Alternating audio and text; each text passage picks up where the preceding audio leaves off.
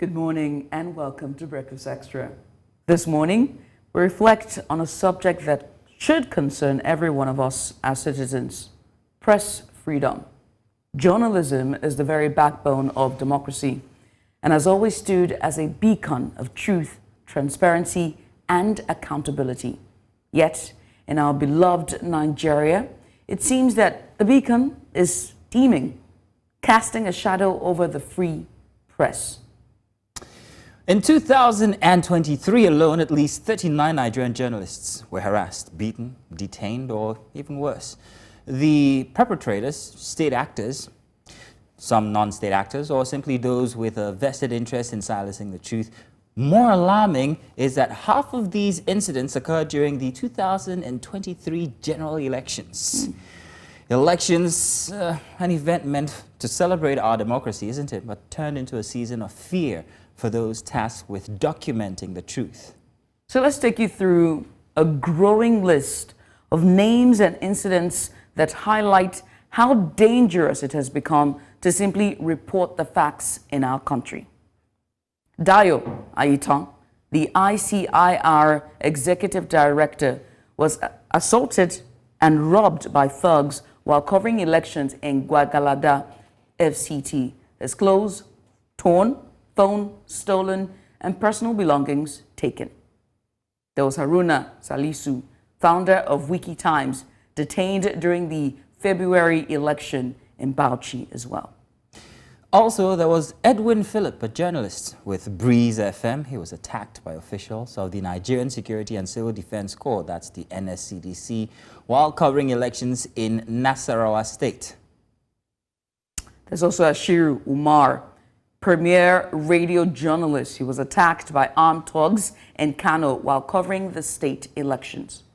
And Adebayo, a reporter with People's Gazette, harassed by hoodlums in APC-branded vests during the presidential elections in Lagos. Phone seized, data deleted. You name it. There was Bolanle Olabitan. He's a judiciary correspondent with the Cable. He was injured by thugs in Delta State. His phones were seized and the images on that phone was deleted.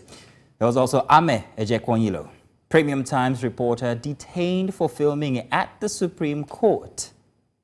And there was also Yakubu Mohammed, WikiTimes editor. He was targeted by police surveillance after publishing an investigation on terrorism, financing, and illegal mining in Niger State. And then Jonathan Ugbao, editor of Cross River Watch, attacked by political party agents in Cross River, devices damaged, cash stolen. And there are these are just a few names from 2023. But the persecution of journalists in Nigeria is not a new phenomenon.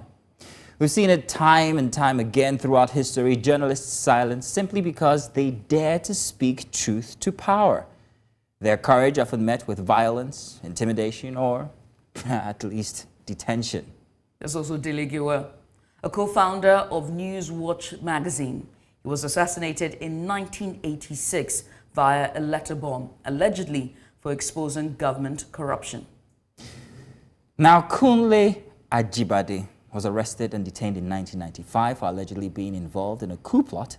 He was one of the many journalists targeted during the Abacha regime, if you remember. There was also Nduka Irabo and Tunde Thomas. They were journalists jailed under Decree Number 4 of 1984 for publishing stories critical of the military regime of General Muhammadu Buhari.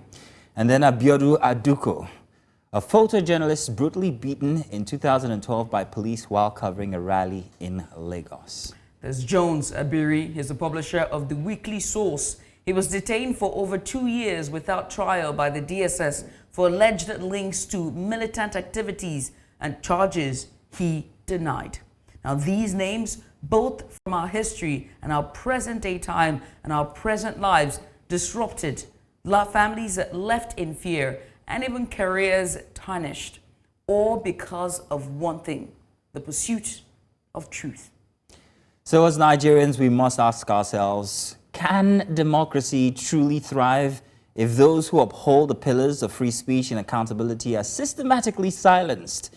Journalists, well, they're the mirrors of society. And without them, we risk living in darkness. This isn't just about the people holding cameras or writing stories. It's about our collective right to know what's happening in our country and around the world. It's about keeping the powerful accountable, ensuring that our voices, yours and mine, are not drowned out by fear or force. So today, we honor these journalists and their courage, by the way, and also their sacrifice. They're not just names, they are the storytellers of our nation and, of course, our country.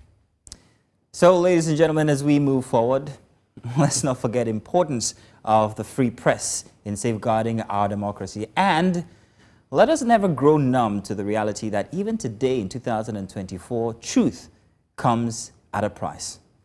Thank you for joining us this morning on Breakfast Extra. My name is Mazino Appeal. And I'm Judith at TV as usual. And we hope today's reflection reminds us of all the critical role that press plays in our society. Welcome. Let's get started.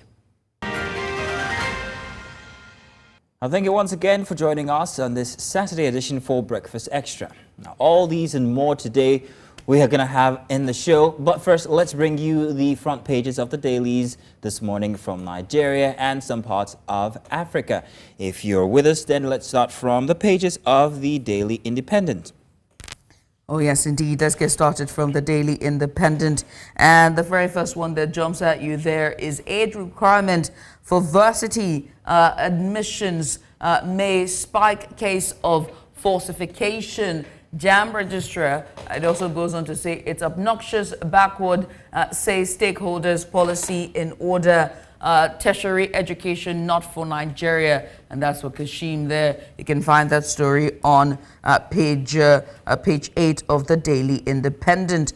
And it goes on to say why, then at the bottom there, why our policies appear hard but necessary to birth genuine reforms, says Tinubu. You can find that story on page 13. Federal government begins sale of 50 kg rice at 40,000 naira. You can find that story on page 5. Fury. That looks like a name, like a superhero name there. No, outrage grows as petrol price skyrockets. Crashing economy will hit the streets if there's no reversal on hardship policies. NANS. Increased availability of petroleum products would foster competition, drive down prices soon. Look, Bobiri, you can find that story on page 3. MDAs, military, others owe us outstanding debt of 144 billion naira. Eco Disco clarifies. That story is on page 4. Why my new show is conversation driven. Well, everything's conversation driven, VJ. When you want to check out that story, go there to page 9 of the Daily Independent. At the top there, IGP's 4-year appointment, not recent development. FPRO, that's a force public relations officer there, says it's in line with extant legal provisions. You can find that story on page 7. Nigerians are hungry, reduce fuel price. Kuka tells Tinubu-led APC government. You can find that story on page 7. And that's all on the Daily Independent. Switching now to The Nation. Next. And front and center for Saturday, Tinubu, we're taking hard decisions to elevate Nigeria. Ooh, we're going to talk about this. Nigeria is going through reform and we are taking very bold and unprecedented decision. For example, you might have been hearing from home in the last few days about fuel prices, but can we help it? A good quote there for that story on page 4. You want to find that in The Nation. EFCC recovers 53 vehicles, $180,300 for Canadian victims, arrests 44 suspects, internet fraudsters. And we didn't stop under 18 from writing WASC, that's the WASCE exam, says the minister. Okay. I believe we're talking about that one this weekend as well. Oh, yes, we are. At the very bottom for The Nation, NEL Fund disburses student loans to 40 additional institutes. And Abiola Adebayo, why I underwent dental surgery. Everybody should. Everybody needs to take care of their teeth. Yeah, especially those that have, I don't want to say, cavities and then... Yeah, cavity, yeah. How do you not smell your breath? Moving on. Moving on, thank you. Now, this is a very interesting one for the Nation newspaper. You would find this one, same-sex marriage controversy tears century-old Taraba church apart. Very interesting read on page 11. If you find this very interesting, do let me know, because this is something that I thought, yeah, it's a big conversation here in Nigeria with all the laws that we have and how this tears families and also churches, apparently in this case. Right. Now moving on to the Guardian Oh, newspaper. yes, indeed. The very first one that comes at you there with the picture there from the refinery. After $30 billion on TEM, what's the future of NNPC refineries? You can find that story on pages 7, 8, and 9. At the bottom there, 5 tactical errors Tinubu must clear. You can find that story on the back page of The Guardian for Saturday. At the top there, debt, inflation, climate change affecting development funding in Nigeria. Africa, workbooks and textbooks for money making or improved learning. There were workbooks and textbooks now back in the day. Minister, please. Anyway, well, you can find all of this in The Guardian for the weekend. And that's pretty much all of the front pages and the dailies we're going to take for today. But as promised, we have quite the show lined up for you. But first, let's bring you the big report. Now, the biggest story throughout the entirety of this week is not only fuel scarcity and the queues, but also the price hike as well. So we're going to touch base with all of our correspondents in some of the major states, and starting with Lagos, Abuja, Delta, and Jos. And they will join us to give us update on what it was like covering the news on the ground. Stay here. Now let's kickstart the show properly, and this time with the big report. And we're covering an issue that has hit hard on Nigerians from every corner of the country. It's fuel scarcity and price hike. With the recent price hike by the Nigerian National Petroleum Company Limited, NNPCL, petrol prices have skyrocketed to as high as 897 naira per litre. Now this hike has sent shockwaves through the economy, causing long queues at fuel stations, panic buying, and ultimately a ripple effect on the cost of goods and services. And so today on the show, we'll be taking a closer look at how this crisis is affecting Nigerians on the ground. Our correspondents in Abuja, Delta, Lagos, and Jos have been out in the field speaking to residents and witnessing firsthand the impact of this fuel scarcity. We'll hear their report on how the situation is unfolding in different parts of the country across today and the frustration of Nigerians everywhere. So let's start with our correspondent Bernard Akede, who's joined us from home this time. Bernard, good morning. Good to have you here. Good morning, guys. Good to be here. Good to see you. Bernard, actually, I was hoping that you were going to be out at the fueling station, but after suffering through the week, bringing us all of those reports, I understand why you have to be at home on a Saturday morning. But Bernard, please, if you would just tell us exactly what it was like out there during this week, getting a sample of Nigerians and how they're dealing with the price hike and also the scarcity going on currently. Yeah, well, thank you for having me again. Dealing with the price hike and fuel scarcity, basically, I think dealing with it is the right word to use. I'll start from Monday, when, of course, Monday marked about 8 weeks now, when, as long as this fuel scarcity has been lingering on and the long queues that we've been seeing in front of fuel stations, whether or not those fuel stations were selling petrol. And it continued, Monday as a Tuesday, there were people who already had begun to get filters of the information that the prices were going to go up. Nobody was sure how much it was going to cost. But again, they were, unconfirmed rumors.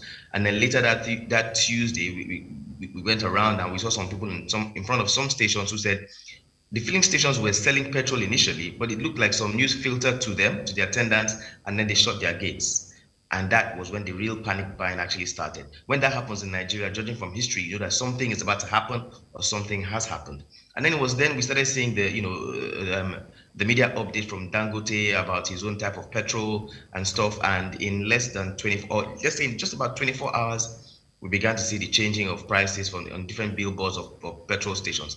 Sadly, there was still no official information from the NNPCL, still no official information from the Minister of Petroleum, no official information from the federal government. All we saw was that for some fuel stations that were selling for about 568, like the NNPC, is now about 855 naira. And for others that were selling for like 620, 630, is now 920 naira. Bear in mind that that's in Lagos alone. In other states, it's a lot higher. But for the people, it's just been lamentations all through. In fact, it was so bad that we got some people who were saying that they regret voting for the current government. There were those who complained of being on queues from as early as 3 a.m., such scary hours of the day, till as late as 4 p.m. in the next day, still trying to get petrol. That's the story in Lagos, and I believe it's pretty much the same almost everywhere. In fact, there's one viral video of some guy who said he was amongst those who worked for the current government during the election, and he regrets it. It basically is just increasing the plight of the people. And to wrap this up, we know that Nigeria is a country that literally runs on petrol. So a significant change in the price, or even a little or slight change in price of petrol, will lead to an escalation of everything, from transportation to feeding to to everything you can think of in the country. And sadly, that's exactly where we are at the moment. People are still lamenting because the hardship has just gone a notch higher. I'm so glad you said that, because it makes you wonder how the residents, especially businesses and small business owners, SMEs, are able to adapt in a time like this, whether it's a barbing salon or a hole-in-the-wall restaurant or a buka spots. I wonder how everyone is, adapting and just trying to move with the times. And it just makes you wonder how much more can Nigerians be malleable and, continue to shift and form to the current continual hardship that we see and the soaring cost of living in Nigeria.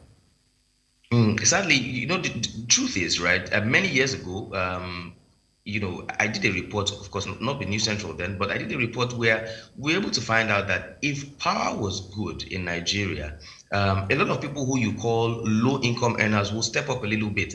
Now, the sad thing is people have to spend extra monies to power their businesses, right? And that's the major challenge. That's the story of Nigeria for many, many years. The fact that, and like you just stated, people like hairdressers, like welders, like dry cleaners, the little businesses, the amount of money they spend powering their businesses, aka buying petrol to run generators in their houses or in their shops, if that amount of money is converted into the running cost of their businesses, where they do not need to buy petrol, you can imagine how good they'll be doing. You and I can tell how good we will be doing if we didn't have to spend back then, before the price changed, 12,000 naira to fill your tank. Maybe now you're looking about 60,000 naira to fill tanks. And then, of course, the biggest cry that people are saying is salaries have not increased, but fuel price keeps going up. And then with the increase in fuel price comes the increase in everything else. Our business team did a survey in markets, and you can just imagine. The cry is the same, from the queues in fuel stations to those buying goods in the market. Now, people cannot buy what they want. They can just buy what their money can afford. Same goes for petrol. Sad situation there, but thank you very much, Bernard, for joining us this morning and giving us a report on exactly how it went all through the week. We appreciate it. Thank you indeed. Thank you for having me. Now joining us is Joshua Imarai. He is in the nation's capital. Now, first up, before we come to Joshua, you said something that hit me. I'm going to drop my tab here because it was very... You said something about barbing saloons. Yeah, but, oh, yeah.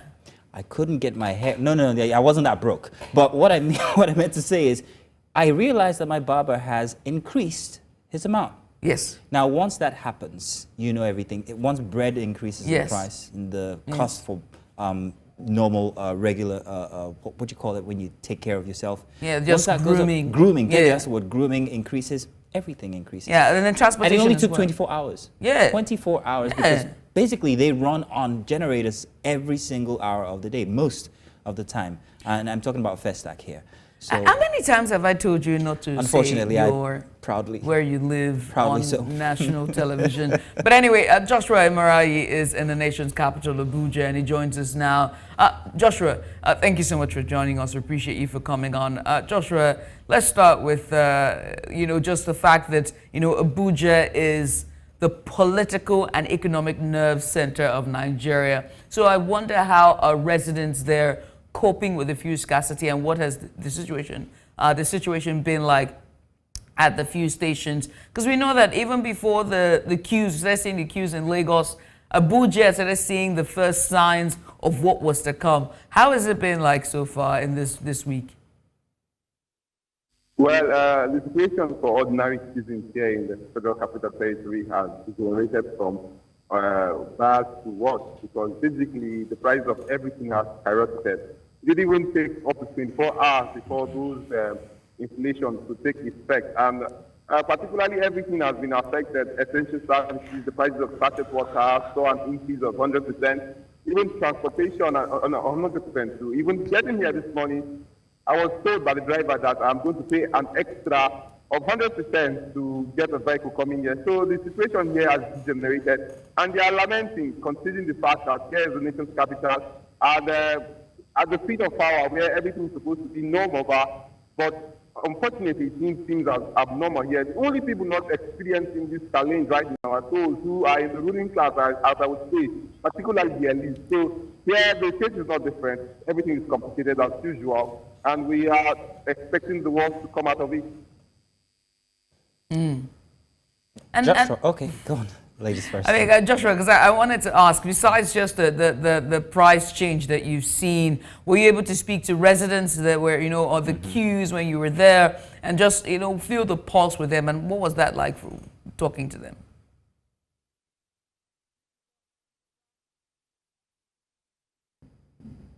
At the entire situation, there was a time I was on a live interview, and a passerby, a motorist particularly, you could hear him shouting from the background that tell Tinubu to resign. Utterances like these are one of many that we are experiencing here. And whenever you want to speak with this person, they will always say one thing or the other, like, you talking to us changes nothing, basically, because what they have in mind, particularly this, referring to the government and those at the hands of power, what they have in mind is what they will do. So it is quite disheartening that Nigerians are gradually giving up their hope on everything, and there seems not to be any hope in sight for them. That is the case here. Joshua, I wanted to ask, you said something about people increasing prices, transferring the expense that they're experiencing when it comes to transportation to other items. Could you give us an example or samples of these other services or maybe even products that have witnessed an increase in price, and how much increase has this gone? For instance, now you could see I just got a haircut, and getting to my barber, I was told that the price I usually cut my hair is no longer the same price. I saw an increase of 50%. That notwithstanding, even the price of table water, which is supposed to be normal at the ground level, saw an increase of 100% now. For a sachet of water, it is 50 naira, as opposed to 2 for 50 naira before. This is one of the many increases we have seen. Even rice, I sent my partner to the market yesterday, and coming back, I got a little bit lower of what we budgeted for. It has been the case. Everything has skyrocketed. Even buy food too. A plate of food which normally costs for 700 naira is now going for 1,000 naira to 1,400 naira. The price change has been experienced in all sectors. Even health services, drugs are gradually climbing because according to them, the poor is at the center of the entire activities of Nigeria, and as such, we're expecting to see an increase in every aspect or every commodity or services that we are currently patronizing or purchasing. Joshua, many thanks for doing this with us. We appreciate you for coming on. It seems like every man in Nigeria have woken up one day and realized that the price for cutting their hair has doubled or tripled. But Joshua, once again, we appreciate you for coming on. Thank you, Joshua. So Thank you very much. Oh, wow.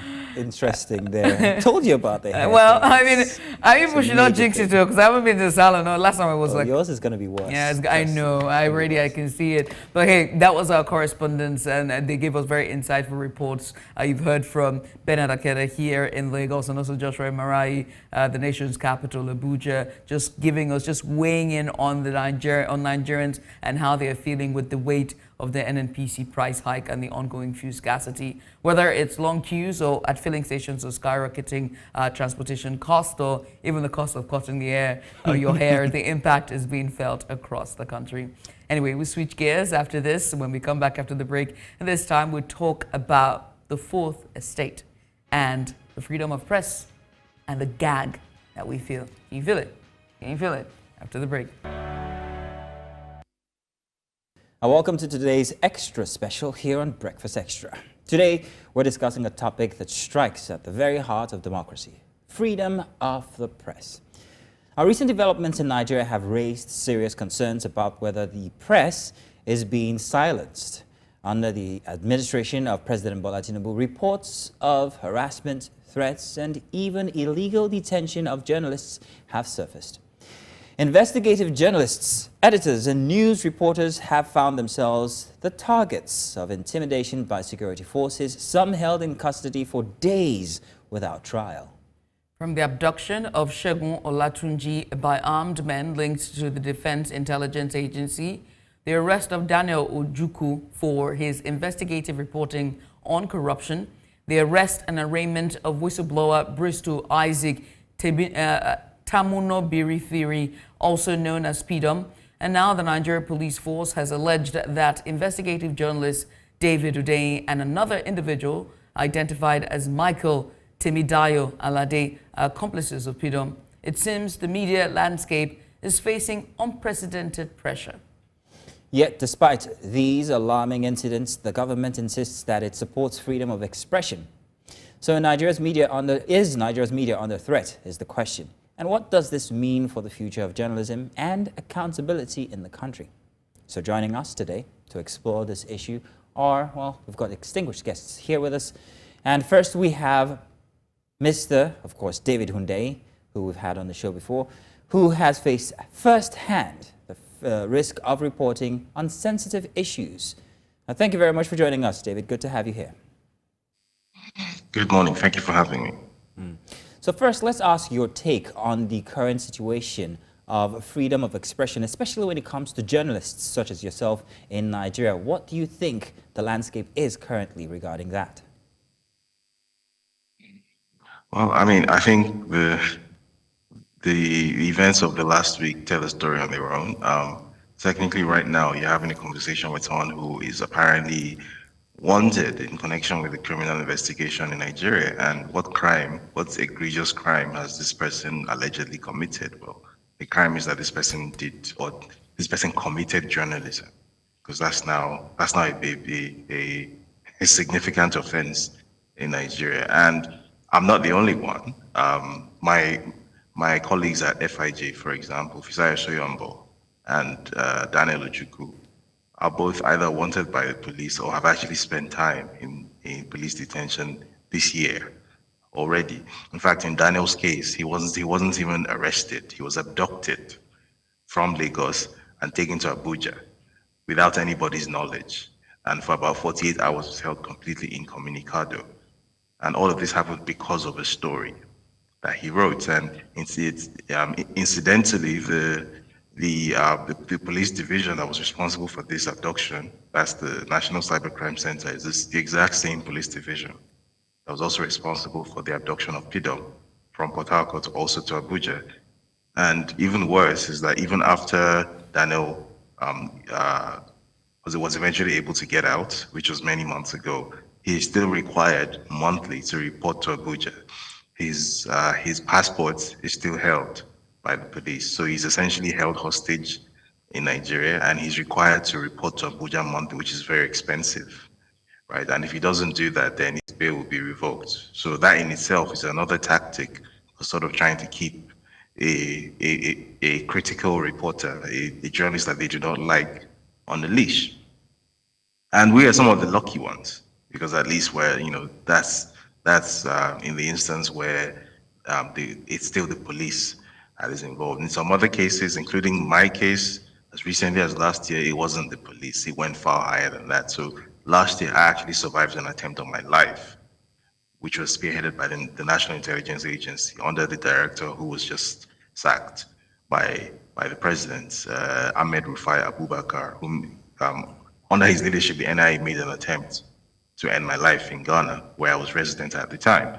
And this was as a result of a leaked document, which I put out. Bear in mind, I wasn't actually even responsible for the leak, because the leak came from the military, but I merely put out the document, which I thought was in the public interest, in the interest of preventing a war that I think it's fair to say nobody wanted, and a war which would not have been in Nigeria's national interest anyway, a war which was being sort of puppeted from Paris, in which West Africans would have died for the benefit of some European power.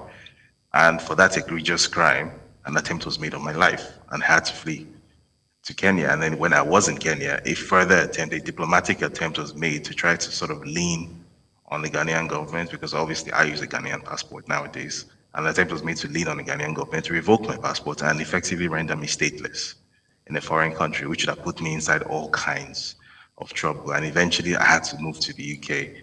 And since then, I've sort of been in that sort of, limbo status. So that's just like a really quick snapshot, and it goes even further than that. So if you draw the line back a bit further, then you get to people like Jafar, who did the now infamous story of the politician, the then governor of Kano State, Umar Ganduje, who is now a senior member of the APC. Apparently stuffing dollars into his Bavariga, and he got video evidence of this, and he published it, and his entire life was turned upside down. His entire family had to be relocated. Until today, he can't really come back, Right. and the status quo remains. So we are in this sort of really weird situation now, where we have an administration which is headed by people who claim to have been senior members within the so-called Nadeko movement during the Abacha era. People who in some cases actually ran sort of, insurgent, independent media establishments, such as the infamous Radio Kudirat. And those people are now in government, and they are now taking on the press in a manner that is just as violent and just as incredible as Right. the manner in which Sani Abacha did. David, I'm glad you're saying this, because then it begs to now ask the question, right, about Nigeria and whether it's this administration, the past administration, the military dispensation or regime, or now our democratic era. Why has the Nigerian ruling class struggled with dissent? Why does it continually struggle with press and holding them accountable and doing its job? Why do you think so? So that's actually quite a difficult question to answer, surprisingly enough, because it's a question that I ask myself all the time as well. The reason I say it's a difficult question to answer is that historically, it's not every president or every administration that has been this sort of prickly toward the idea of being criticized or being examined or being held accountable. I mean, as recently as 2015, Nigeria had a president who had it as, he counted it among his achievements. Like he described himself as the most insulted president in the world. And by and large, people weren't getting chucked into jail or taken, abducted from their homes and taken into detention, and held incommunicado. All these crazy things, by and large, were not happening on a large scale as recently as 2015. And even drawing the line back further, going back to maybe 2007 when Umar Yar'Adua came into office. So between maybe 2007 and 2015, I think it's fair to say that was a period where Nigerians became accustomed to having a certain level of civil, liberty and civil freedoms that maybe hadn't been, in evidence prior to that. So why was it that in the case of Umar Yar'Adua and Goodluck Jonathan, we didn't really have these problems on a large scale, and then immediately after, in the cases of Muhammadu Buhari and especially Bola Tinubu, it's just gone to the moon, and it's like we're back in a Abacha era all over again? That's a difficult question to answer. Right. But the closest thing that I can hazard to a guess, which is in the neighborhood of the answer, would be that I guess you would say it's a function of what the motivations for holding power are that the members of the Nigerian ruling class have. In the case of Umar Yar'Adua, I think it's fair to say that he wasn't necessarily preparing himself to become the president. He didn't necessarily have that ambition. It was more a case of it being President Obasanjo's decision to make him the PDP candidate. So it almost seemed as if power was sort of kind of thrust on him in a way. And I think the similar dynamic repeated itself with his successor, who was actually his vice president, Right. Goodluck Jonathan, who did not expect to become president, and then it just sort of happened. Now, David. So I think... David, I'm sorry, we're running Yes. out of time, but there's something you mentioned that I thought was very critical that we actually address here. And you said something about the press, and it's kind of like sounded like it was also implicating the press. You spoke about, especially in quote here, Radio Kudirat, and the fact that some of these people find themselves in governance now and are actually the ones who are suppressing the press currently. Does that implicate the press itself? To an extent, it does, because as I've said several times, I feel like a lot of what we think of as journalism in Nigeria focuses on the how and not the why. So we know how to put together a story, we know all the nuts and bolts, the 5 W's and the H, and we know how to do this as long as someone else is giving the instructions. But we don't really know the why. So in the case of those who were doing the whole Nadeco media movement thing, it's in some cases it's that they were just following instructions and they didn't really have any sort of ideological underpinning. They didn't really have any core ideological beliefs. They didn't necessarily understand why free media was so important or what the remit of the function it was that they were doing that was so threatening to the Abacha regime. They didn't really understand it. They're just following instructions. Some of those people, your bio onugas, we're seeing how they are in power now. They're just people who, anyway, beleface, as we say. And then in some other cases, there were people who were sort of very cleverly disguising themselves as sheep when they were in fact wolves, which means that they were not that different to the Abachas of this world. They just happened to be in a situation where their interests were not aligned, so they had to be in opposition to Abacha. So they then had to take on the mantle of free press, opposition media, and they had to sort of jump through these hoops.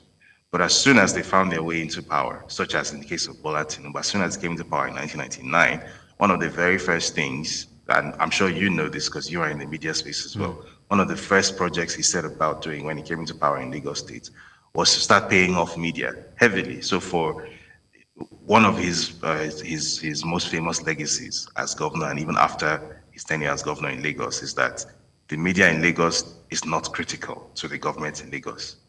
As a rule, that's just a fact.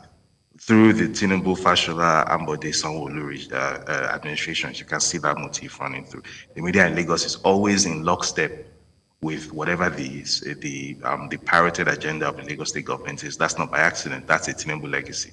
That's because all through the while he was supposedly in this sort of media opposition to General Abacha, he himself had his own agenda in mind, and he himself knew that he wasn't that different to the Abachas of this world. It just so happened that their public interests were not well aligned at the time. So what you're saying is that now that what you're saying that is Sorry, that he positions the media to his advantage. Is that what you're saying? Exactly. But the implication on Exactly. the press is a very, very loud one here, which is what concerns me. And I'm wondering whether it was a thing of the past or if you think that it's a thing currently still happening now.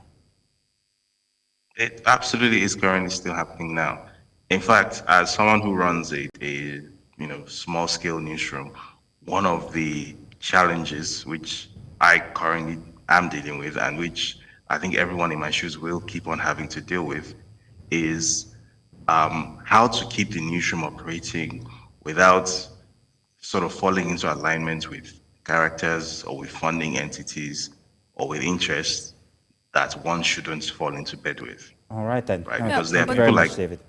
But David, it's really hard, isn't it? Given that, our job is by far one of the most least paid, we're some sort of quasi-celebrities, but even though we still struggle, we live paycheck to paycheck, and those who are on the ground doing the jobs are, they live by the honorarium, let's be honest, if we're being completely honest. But I have to ask you, in recounting your experience and that of Daniel Ojukwu and also that of Isaiah of FIJ, what then will be the willingness, for journalists and investigators, or even the younger generation, to want to tell stories and cover the story and do right and hold power accountable? Is there ever going to be a willingness to do that?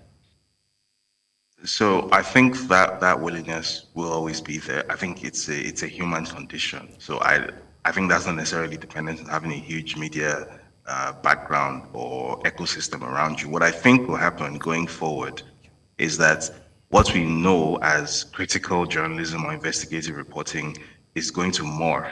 And I think we've already started seeing what the future of this thing looks like. So you might be surprised to know that, or to hear that some of these people we think of as social media content creators, TikTok creators, the kind of stuff they do, in my opinion, is actually where investigative reporting is heading to in the future. Because what's going to happen is that as it becomes more and more difficult to run a huge, for example, a news central, which requires all kinds of investments, as that becomes more and more difficult or even impossible going into the future, and then that sort of critical reporting or investigative journalism, the need for it is still there and the desire to do it is still there. People will start finding new ways to do it. And I think we've started seeing that.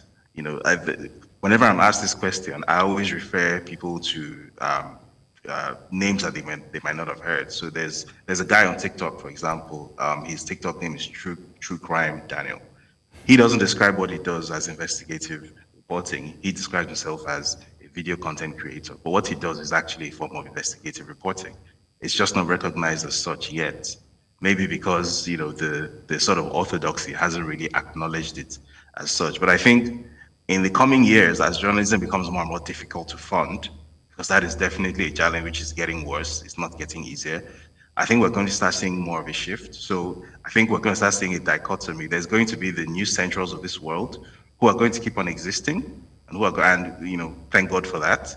But on the other hand, where the smaller players in the space currently are, people like myself and FIJ and the likes of that, I think increasingly we're going to get replaced by a form of high quality citizen journalism, which we're starting to see on social media, especially as the barriers to entry for that type of creation become lower and lower. So. Right. I mean, when you think about it in and of itself, evolution is always important, whether it's in every field, and that's really just one of the tenets of humanity. But finally, what's the hope for journalists? What's the hope for freedom of the press?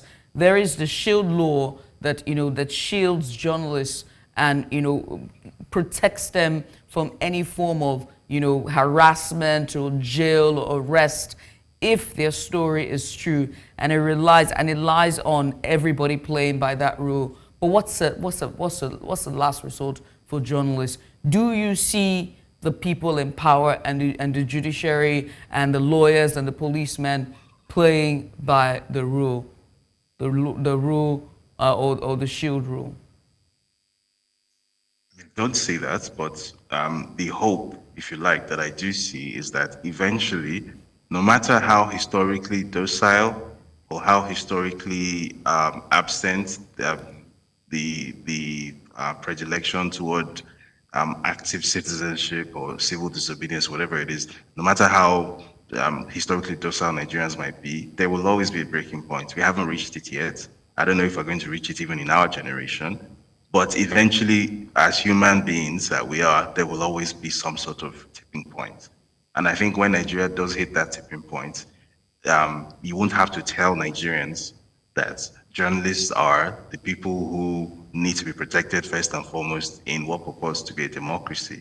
I think Nigerians themselves are the ones who will start to sort of rally around journalism, find ways to fund it, find ways to ensure that journalists are physically protected, which is very important, and find ways to ensure that the rule of law becomes a thing which is actually respected by the government. It then becomes a political issue. I think right now it's not enough of a political issue. Right now, Nigerians are sitting back and waiting for the Nigerian system to tell the Nigerian system to do the right thing, which isn't going to happen. But I think as the Nigerian system keeps sort of stepping down on the figurative gas pedal and things continue to escalate, at the rates that they're doing. Bear in mind that not even under Abacha was the escalation this quick. Under Abacha, the escalation took 2 or 3 years. Under Tinubu, it's taking 9 months. So I think as this continues to escalate, eventually Nigerians will hit that tipping point. And then, we will see some sort of change. I don't know what that change will look like. I'm looking forward to it as much as you are. Well, we all wait to see. Well, thank you very much, David, for joining us again for a Saturday edition here on Breakfast Extra. It's always very insightful to have you on the show. Thank you indeed. Thank you for having me. Now do stay tuned because we've got World News up next and more stories coming your way after. Let's begin with our headlines this morning, and we'll start with the update on the fuel scarcity crisis. The President of Nigeria, President Bola Tinubu, has broken his silence on the increase in the price of petroleum motor spirit, PMS, also known as petrol.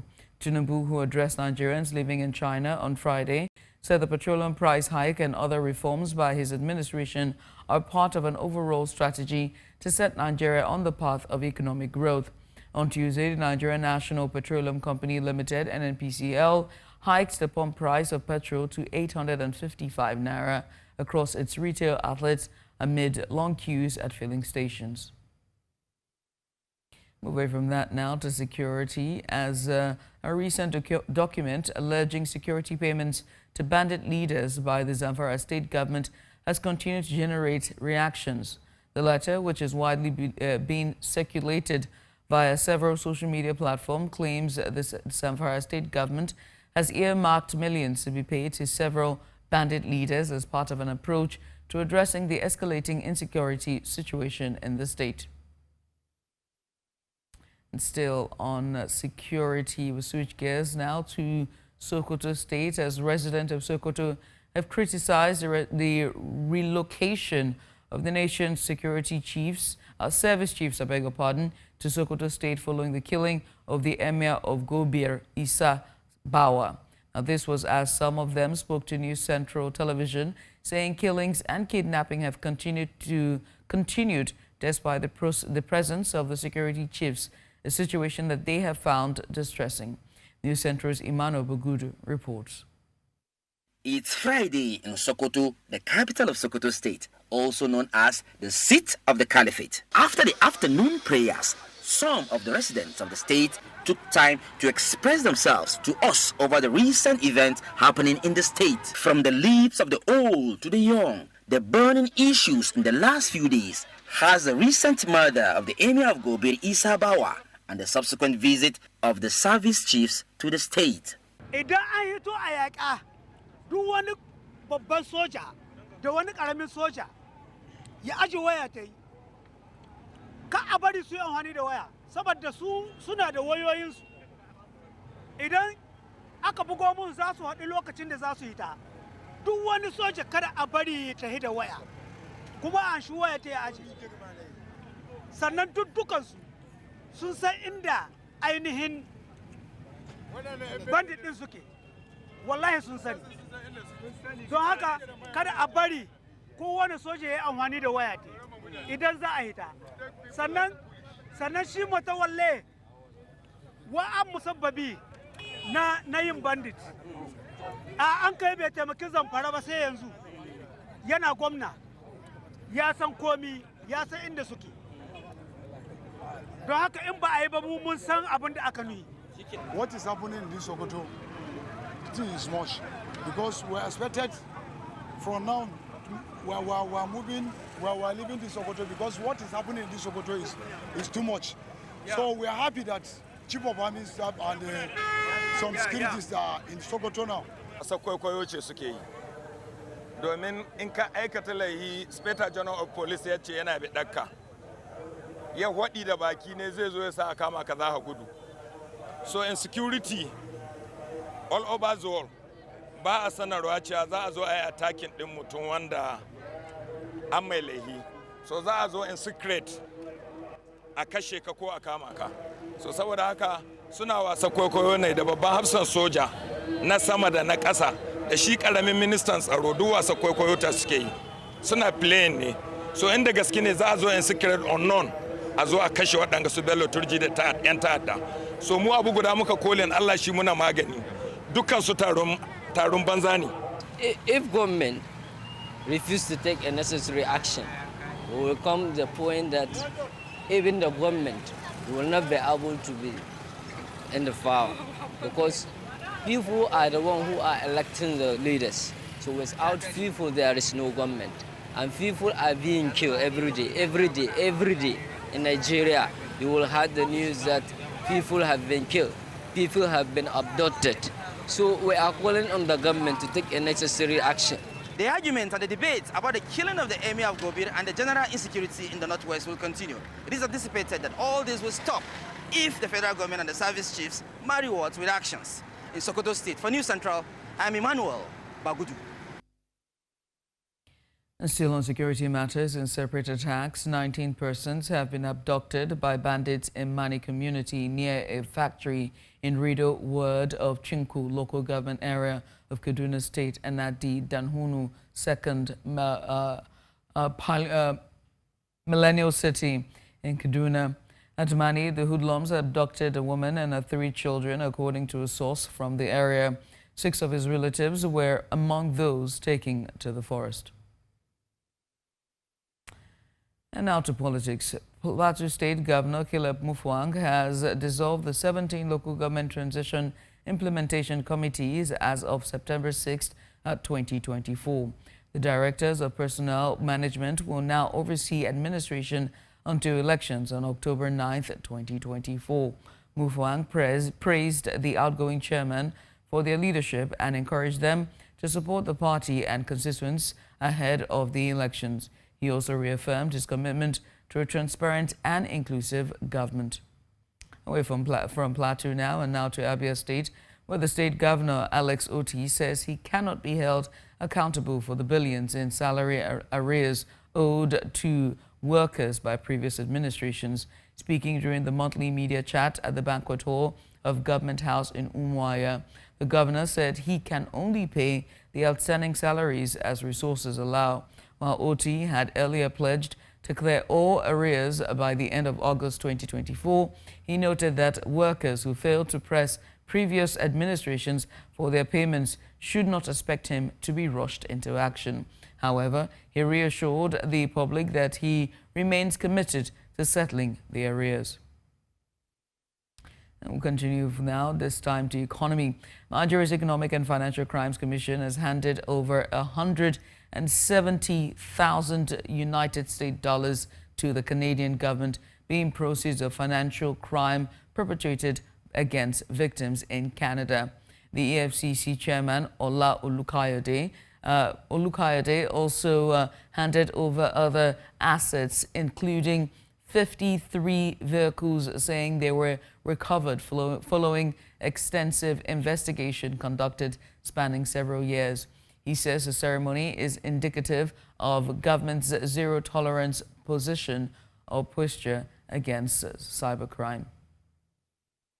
I've recovered money, financial assets, and also we have recovered vehicles on behalf of the victims in Canada. As a matter of fact, about a total of 53 vehicles were recovered on behalf of the victims. And also, in one instance, we had about $164,000 US belonging to a Canadian victim known as Elena Bogovas.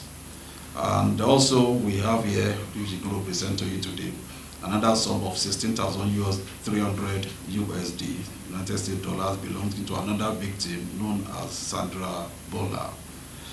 So what we are doing here is a demonstration of our commitment to the interagency relationship, also from country to country. Secondly, it's also a demonstration of the fact that the Nigerian government does not tolerate financial crimes. Not only that, we are going to pursue it vigorously, not only that we will investigate, we will recover, we will prosecute, and we will ensure that the victim is restituted. And now to education. The Federal Ministry of Education has clarified that the ministry has not stopped students who are not up to 18 years old from writing the West Africa Senior School certificate examination and the National Examinations Council exams. The Minister of State for Education, Dr. Yusuf Sununu, made the clarification in Abuja on Friday while fielding questions from journalists at an event to mark the 2024 International Literacy Day. Sununu said that the public misconception and misinterpretation of what was said by the Minister of Education, Professor Tahir Maman, was highly disappointing.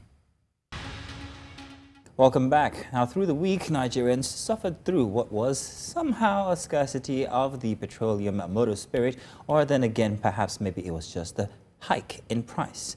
Well, either way, Nigerians were not pleased. And across the country, we had our correspondents who were covering the story. And today, we've spoken to two of them already, Bernard Akede and, of course, Joshua Imarai from Abuja. That's from Lagos and Abuja, respectively. Now, we will be talking to our correspondent in Delta State, and that's Austin Azu. But before we do that, let's also, well, you remember, Judith, we were talking about the reactions from people and how this is being transferred to other products or services and all. You spoke about something which Austin immediately corroborated, and that's the fact that's the fact that the cost of grooming for men is increasing. Now, it's one thing for the cost of grooming for women to increase, which just does that on its own. But when male grooming increases, there's a problem. So we have Austin Azu, who's with us here, or rather via connection in Delta State. Austin, good morning. Good to have you here. Austin, please let us know exactly what the situation has been in Delta State, how people are managing the situation, whether the scarcity or the hike.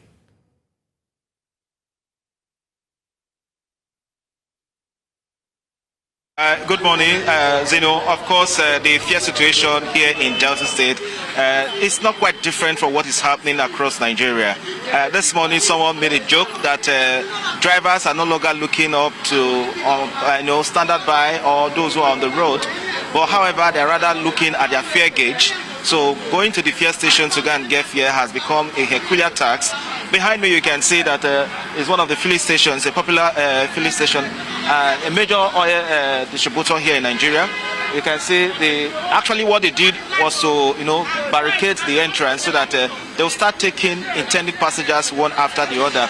And behind me, you can see the long queues. Of course, they are building up gradually.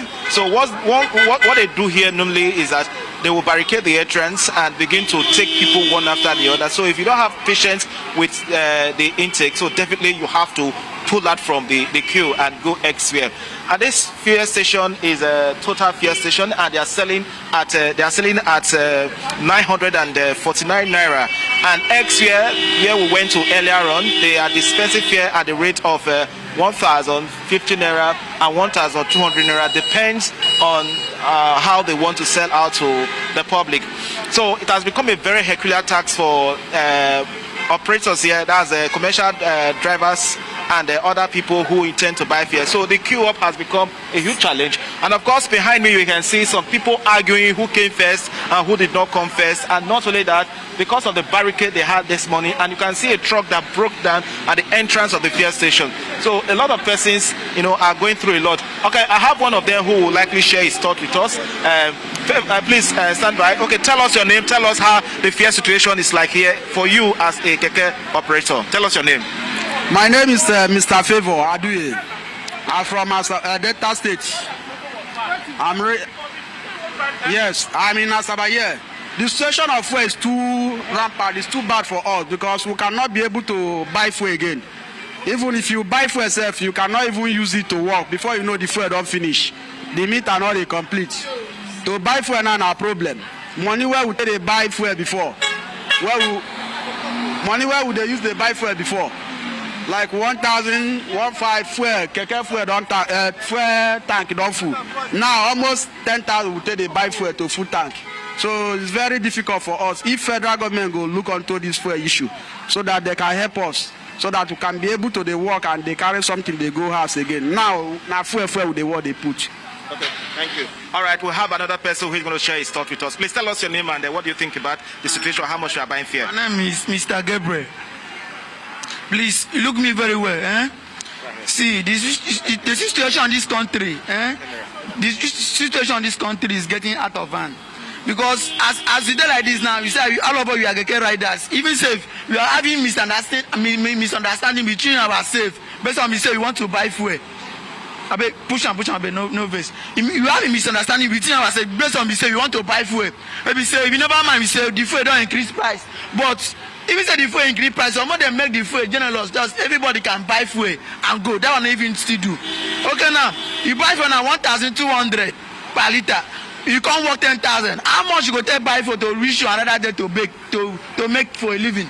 All of us we are only your all you livings. You buy for now 10,000 naira, or you buy for now because you are not say 10,000 naira for no go pass 8 liter or 7 liter.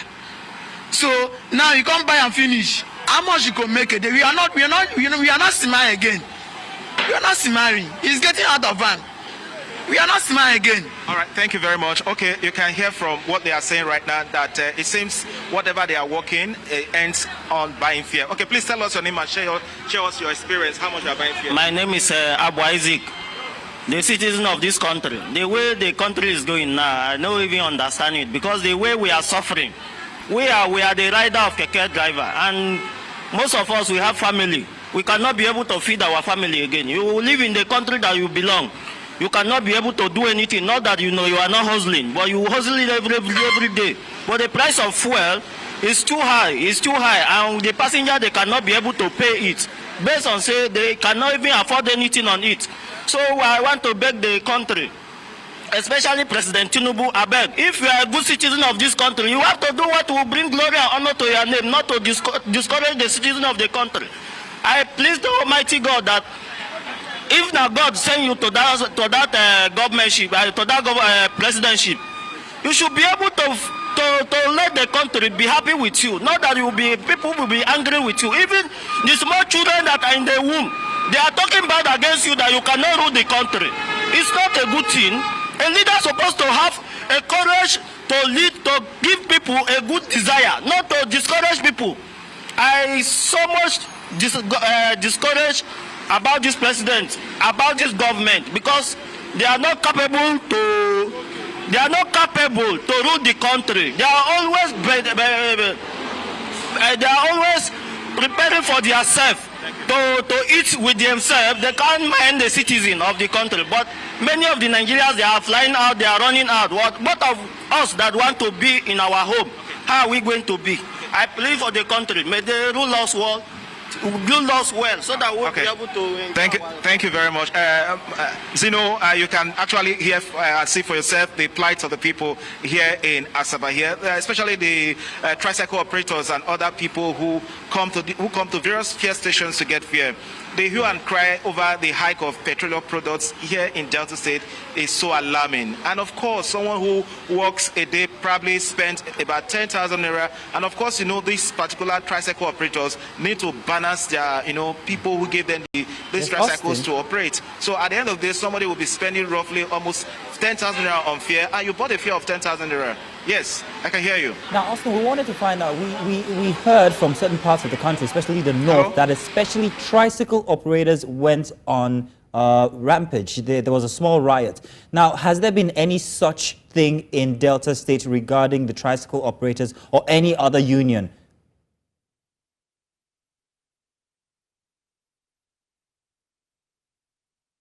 Please repeat. Okay, so I asked if there has been any agitation by any of the transport unions, maybe the tricycle operators or the bus drivers. Has there been any sort of agitation like the sort we saw in the north, I think in Kano State?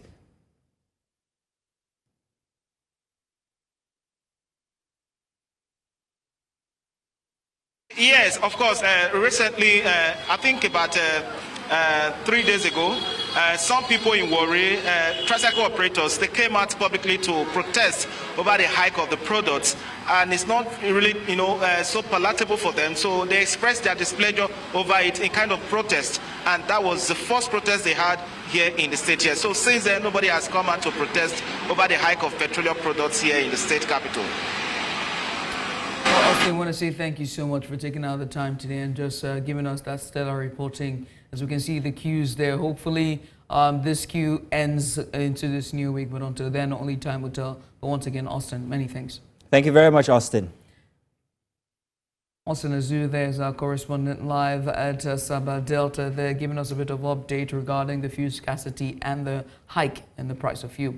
We're going to short break. When we come back, we assess Nigeria's justice system. And this time, we question detainees' rights after the break.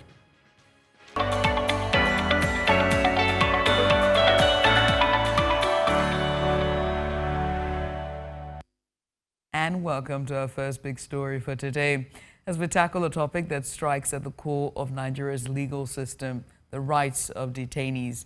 Across the country, there have been numerous reports of citizens, including journalists and activists, being unlawfully detained, and sometimes for weeks without, being formally whether arraigned or charged or given even a fair trial.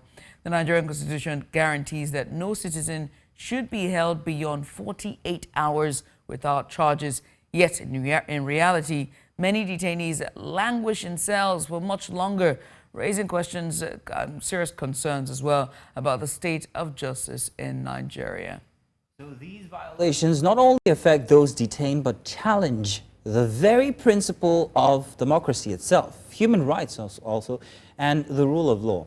Now, today we ask, what is going wrong in Nigeria's justice system, and how can we protect the rights of detainees?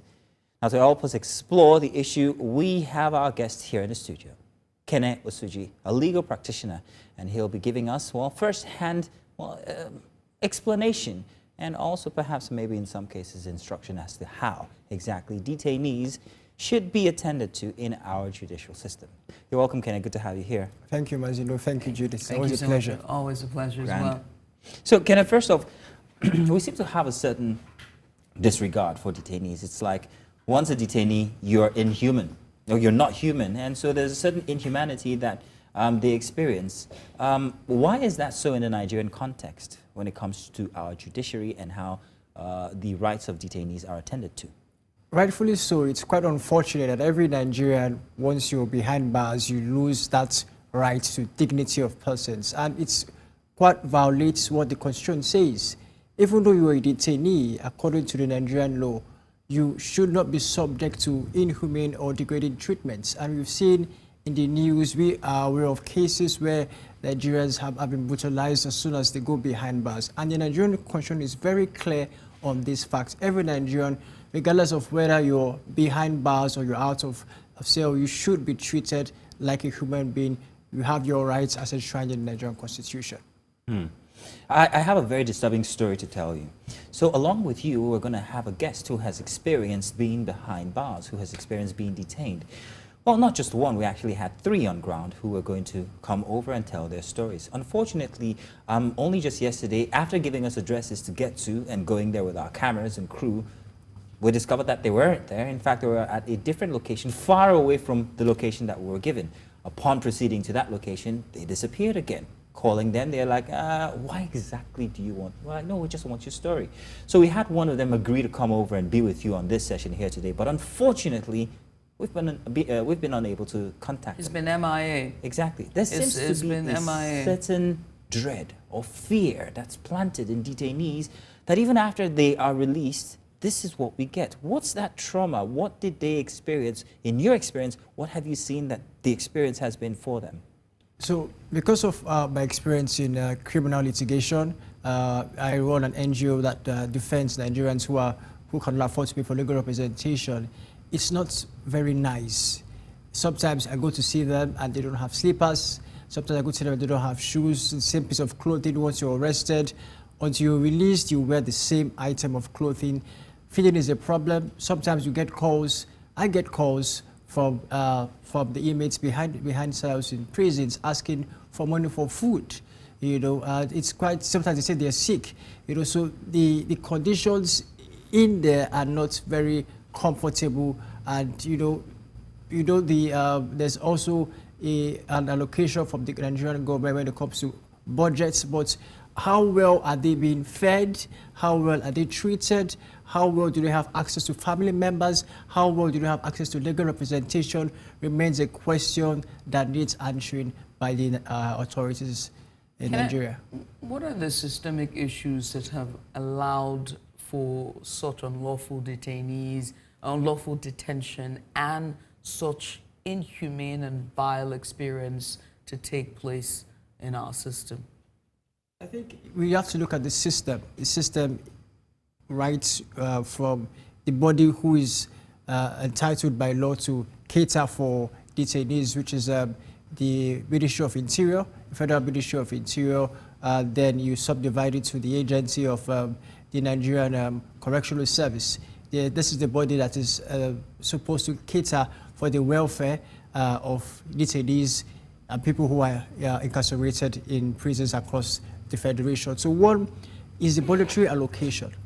As of 2022, a meal, the inmate an inmate in Nigeria was entitled to about 750 naira per day for feeding. How well is this money spent? How well is there a monitoring system? The prisons are overcrowded. We have about a capacity in prisons. We have over 50-something thousand Nigerians awaiting trial. So the cells are too small to handle the number of inmates that are being brought in every single day. So we need to look out for expansion of prisons. We need to look out for having states also take up the right to build prisons. The question is, should we privatize our prisons as it is done in other divisions across the country, or should we leave it to the hands of the federal government? So what would be a proper system overhaul? What would that look like? I think that we have to look at other jurisdictions. In the American system, you have prisons that are privatized.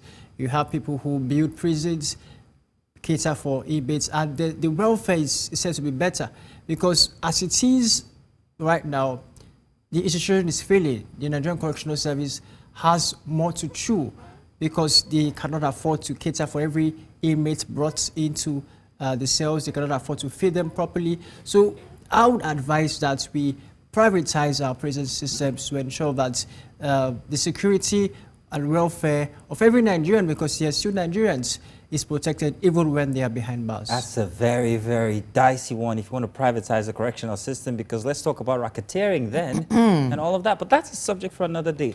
I want to talk about the law that states that you cannot be detained past 48 hours without any charge. My security guard was detained for a week, no charge, and then eventually just let loose. What implications does this have for the agencies now? Now, we know they can't afford, as you have put it, to keep these guys in prison, feed them and award them their basic rights. However, they still keep people there for longer than is necessary. What's the implication for the agencies then? Yes. So, rightfully said, there's a law that says that every Nigerian who is charged for, who is detained and arrested should be brought to court within 24 hours if there's a court within 40-kilometer radius, or if there's no court in the next within 48 hours. That's a law. However, there are exceptions. But that's the general law. So in any event when a person is arrested and detained, the law expects that that Nigerian be brought to a court. However, we know as a practice that that's not the case.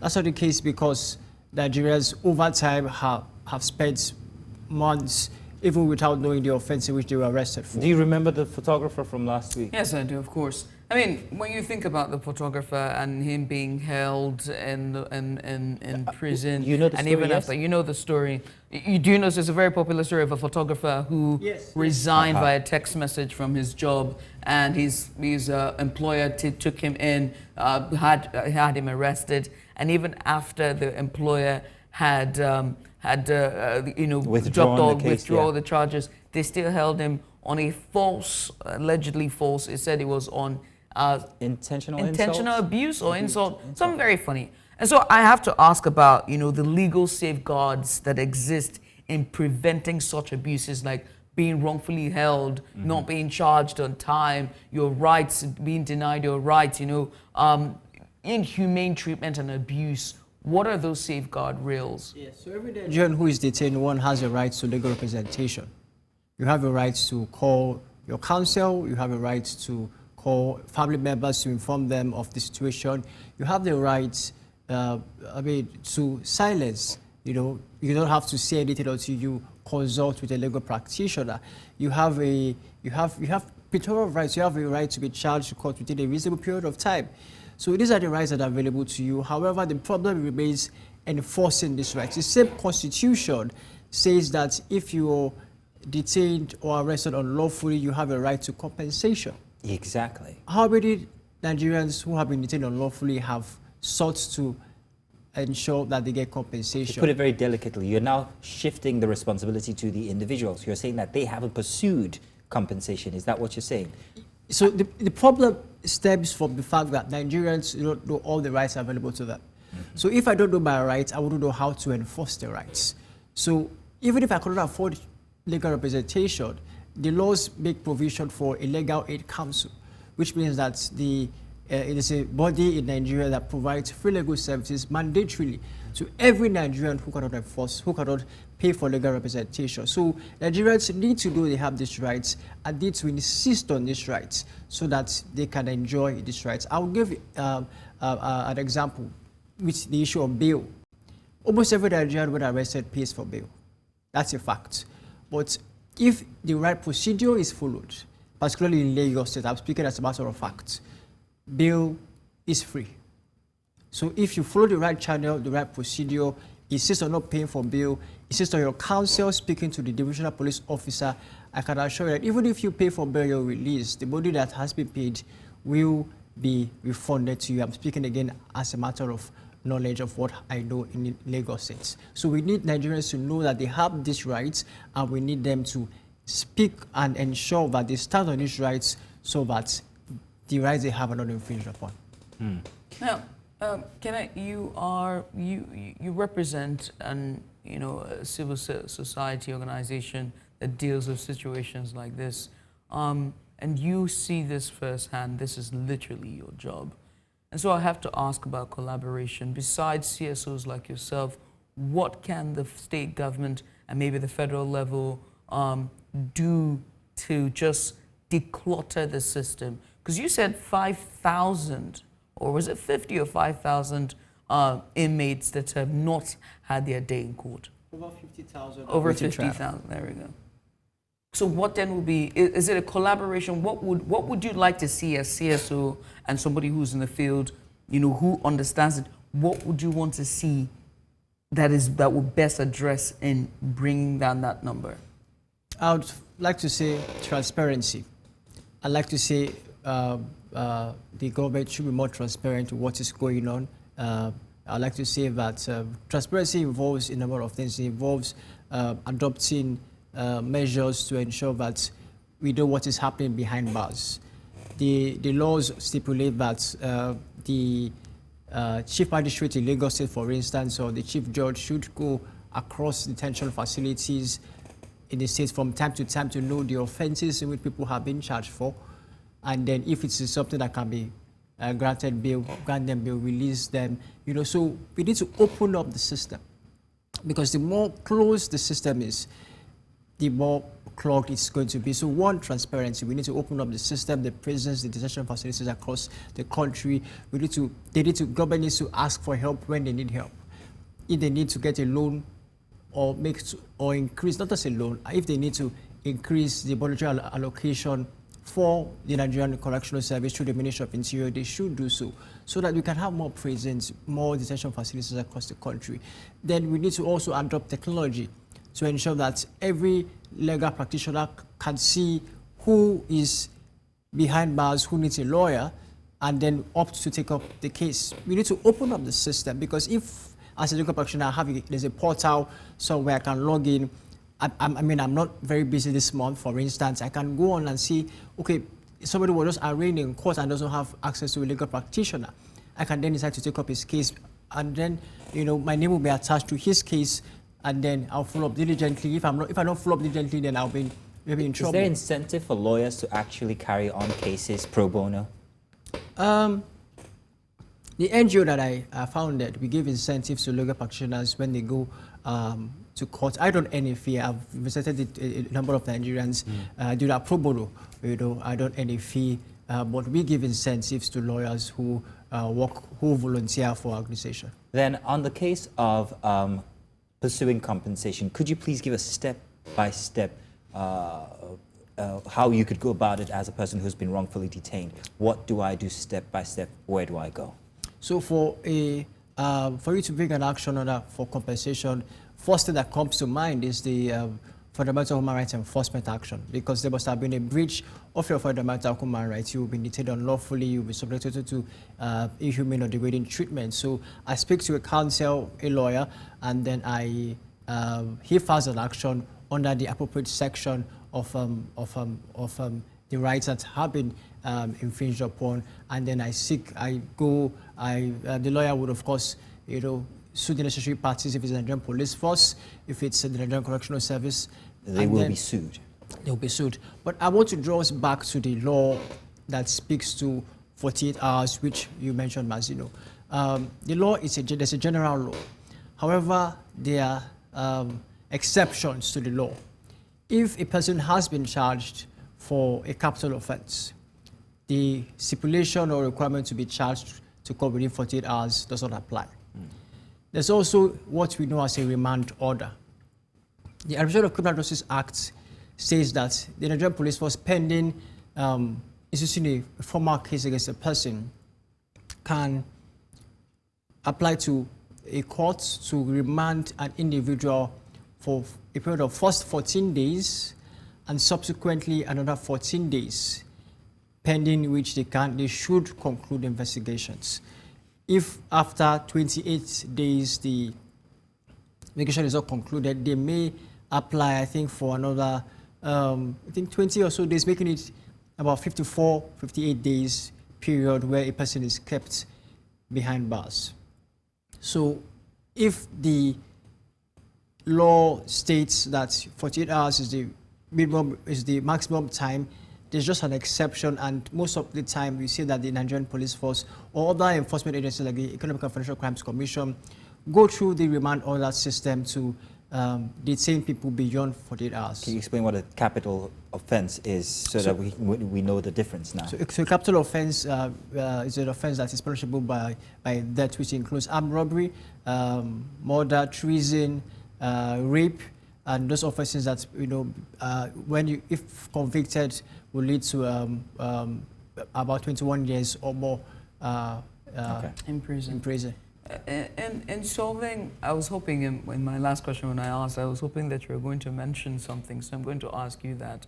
In solving, in bringing a lasting solution when it comes to our justice system, do you think that the very first step should be identifying that our justice system has a problem? Yes. Yes. Why do you say so? Why yes? I'll give you a simple scenario. Many times when I'm going to court to defend somebody who is incarcerated, who's behind bars, I'm leaving my house in Lekki. And before I get to the Lekki toll gate, I get a call from prison saying that the court won't sit. I'm the counsel in the case. I'm the one to inform my client that the court won't sit. But they have already, the client is quite embarrassing. And from prison, I get a call that the court won't sit and I'm the lawyer in charge. Many times I'm going to court and I arrive in court and I hear that the judge or the magistrate is taking a course in Morocco. Mm-hmm. And then my client has been behind bars for over 12 months. And the next adjournment is in 2 months because he cannot meet up his bail condition. That's a systemic problem. That's a fundamental problem with our judicial system. Does the government know that the system has a fundamental problem? I believe they do. If they do not, I'm telling them right now that there's a problem with the judicial system in Nigeria. Do we need more judges? Now, that's a question that came up last month, and I see you mulling it in your mind now. Do we need more judges? We did. It's the system. Adding more personnel may not create a big difference. It's a system. What system is in place to ensure for quick adjournments, not quick, but short adjournments? What system is in place for training and retraining of our judges, the registrars? Why must I have to keep pausing when I'm making arguments in court because the court is writing?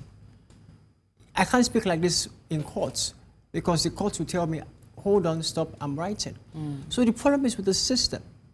It's with the system, and we need an overhaul of the system. We need to adopt technology to our court systems to ensure that things go smoothly and fast. Okay, now we want to say thank you so much for coming on. We appreciate you for doing this with us. It's been quite an insightful conversation, and it's very clear that the road to an entire overhaul is a long way, and hopefully the powers that be understand that this is a problem. And also, if you're watching, hopefully by now you know what your rights are. You're not supposed to be held for 48 hours. You have a right to a lawyer or a counsel, and bail is free. In Lagos. In Lagos. Kene Osuji is a legal practitioner. He joined us today to answer the question about Nigeria's judicial justice system and detainees' right. You're watching Breakfast Extra on News Central TV. We'll take a short break to bring you sports. Afterwards, at the top of the hour, we'll be at the headline news, and when we come back, we're going to face and ask the question, who is to blame for the queues? Stay with us. Hey, welcome to the Breakfast Headlines at this hour. I am Judith TB. We'll start with the petrol price hike. Let's begin with the update on the fuel scarcity crisis, shall we? As President Bola Tinubu has broken his silence on the increase in the price of premium motor spirit, PMS, also known as petrol. Tinubu, who addressed Nigerians living in China on Friday, said the petrol price hike and other reforms by his administration are part of an overall strategy to set Nigeria on a path to economic growth. On Tuesday, the Nigeria National Petroleum Company Limited, NNPCL, hiked the pump price of petrol to 855 naira across its retail outlets amid long queues at filling stations. Meanwhile, oil marketers in Nigeria have yet to commence loading premium motor spirit despite government assurances of availability by the weekend. Reports say while PMS vessels have arrived at NNPCL's Apapa and Port Harcourt depots, independent marketers have not begun loading. Fuel queues persisted across major cities on Friday, despite the Minister of State for Petroleum, Hundeyin, promising mass availability soon. Mustafa Zerma of the Independent Petroleum Marketers Association of Nigeria said loading may start by Sunday, with fuel queues possibly stretching until Monday. NNPCL aims to begin lifting products from the Dangote refinery by September 15th. Meanwhile, President of the Petroleum Products Retail Outlet Owners Association of Nigeria, Billy Gillis Harry, confirmed ongoing delays keeping fuel prices high at filling stations. We'll switch gears now to security matters, where a recent document alleging security payments to bandit leaders by the Zamfara state government has continued to generate reactions. The letter, which is widely being circulated via several social media platforms, claims that the Zamfara state government has earmarked millions to be paid to several bandit leaders as part of an approach to addressing the escalating insecurity situation in the state. And so, staying with security matters, Katsina State Governor Duko Rada has pledged government support to communities willing to cooperate with security forces in combating banditry, kidnapping and crime. Speaking at the launch of the 2025 Citizens Budget Participation and Community Development Program in Katsina, Rada encouraged communities to take defensive measures while awaiting the arrival of security personnel. Citing an example from Samiya Jino village, where it took security agents 2 hours to reach the scene of an attack, the governor highlighted the challenge of delayed responses due to the vast distance and limited security presence. And still on security matters, but we switch gears now to politics in the meantime. Plateau State Governor Caleb Mufwang has dissolved the 17 local government transition implementation committees as of September 6, 2024. The directors of personnel management will now oversee administration until elections on October 9, 2024. Mufang promised the outgoing chairman for their leadership and praised the outgoing chairman for their leadership and encouraged them to support the party and constituents ahead of the elections. He also reaffirmed his commitment to a transparent and inclusive government. And now to Abia State, where the governor, Alex Oti, says he cannot be held accountable for the billions in salary arrears owed to state workers by previous administrations. Speaking during the monthly media chat of the banquet hall of Government House in Umuahia, the governor said he can only pay the outstanding salaries as resources allow, while Oti had earlier pledged to clear all arrears by the end of August 2024. He noted that workers who failed to press previous administrations for their payments should not expect him to be rushed into action. However, he reassured the public that he remains committed to settling the arrears. They were being owed for 33 months, some for 36 months. So, yes, we'll be here for close to at least 15 months. So, and we are taking them one after the other, also paying back debt that are being owed, that were being owed by the state. Because we believe that government is a continuum. Whatever you find, you deal with it and then you move on. But if I have said I'm going to clear the arrears, of course I'm going to clear them. But nobody should put it onto my head, because I was not the one owing them. But I'm not owing anybody, I've not owed anybody since I took over office. And that's all the headlines we can take at this hour. But switch gears now back to Breakfast Extra on News Central TV. First, let's take a break. Stay with us.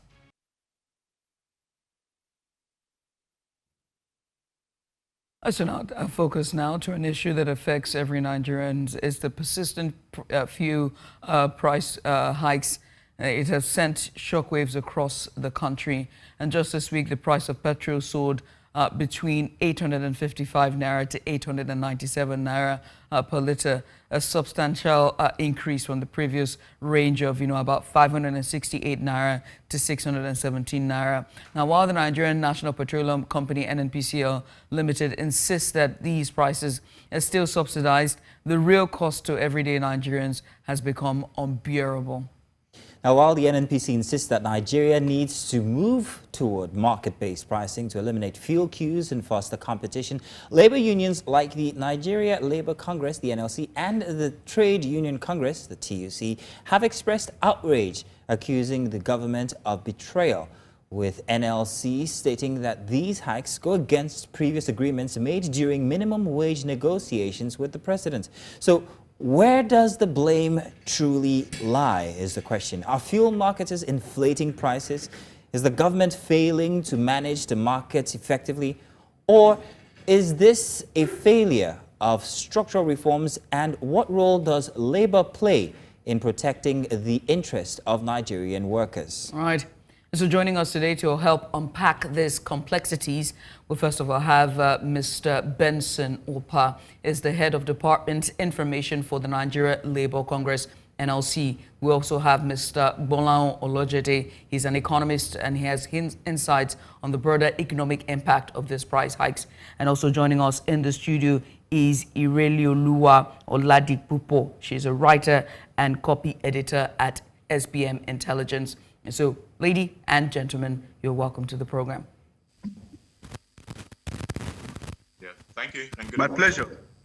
All right, let's get started, shall we? I'm going to start with Mr. Benson Opa. I understand that you're pressed for time, so we just want to quickly rush through your questions and let you, go off because we understand it's a Saturday morning, but we appreciate you for being here. Now, the NLC has strongly condemned the recent price hikes, calling them a betrayal of previous agreements with the government. Can you explain what these agreements were and why the NLC believes that the government has not kept its word? Well, let me start by saying that that Mr. President gave us two options, which we described as the devil's alternatives. Either take what we want to give to you, or we give you what you want, 250,000 naira as minimum wage, but to raise the pump price of PMS to between 1,500 naira and 2,000 or even 2,500 naira. At that point, one of our leaders interjected and said, but Mr. President, you have since removed fuel subsidy. I mean, so what is this talk all about? To which he responded, said, if you did not allow me to go to the whole hog. Okay, so even as Mr. Abdulaziz, Mr. President's senior special assistant on the print media has issued a denial, I want to let you know, and Nigerians, that what we told you was nothing but the truth. But the issue goes beyond the minimum wage. The issue affects the entire spectrum of the Nigerian society, from the floor to the roof. The first wave of fuel subsidy,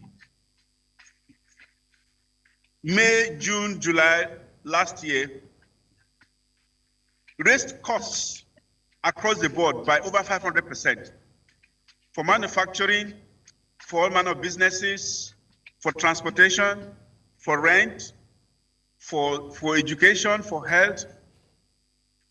After that, government came with this policy of devaluation, massive devaluation of the naira that shot the exchange rate from 300 to 1,900, stabilizing now at 1,600. That also had an effect on energy tariffs, and energy tariffs were raised by 250%. Government also went on to raise interest rate to 26.5%, presently at 26.75%. Inflation rate jumped up first to 37.3, now 34.1. Food inflation rose to 41%. These were direct consequences of subsidy removal. They badly done job, because Mr. President didn't deal with the criminal content of subsidy. He said chose to deal with the victims. Had he dealt with the criminal content, these issues wouldn't even have arisen. So that happened, and at the time Nigerians are about adjusting their lives to the new normal. This new shock treatment has come in. So this matter goes beyond the national minimum wage or betrayal. It is the massive dislocation. It's about the massive dislocation and disorientation of the Nigerian people and the accompanying alienation and disillusionment, discontent. These are the issues. Thank you. Now, Mr. Upa, we also wanted to know, now the NLC has called for the total reversal of the price hike. However, the government doesn't seem to be shifting. In fact, the president was noted as saying that he had to take hard decisions. Now, how does the NLC intend to respond to this stance by the government? First and foremost, there are those I call in the school of right-wing market fundamentalism, whatever that means to people's ears, who believe that Mr. President is taking the right decisions. But quite unfortunately, no matter how right these decisions are, they do not seem to negatively affect those who have access to our treasury. These decisions continue to negatively affect the generality of the helpless Nigerians. So the question from us has been, what is the need for us? What is the need for the ordinary Nigerian? Why is it that these decisions don't negatively affect them? Like, for instance, yeah, Mr. President had need of a yacht. So, sir, the question... He got one. He had need of an executive limo. He got one. I got you. He had need of a brand new jet plane. He got one without hassle. Now, why would these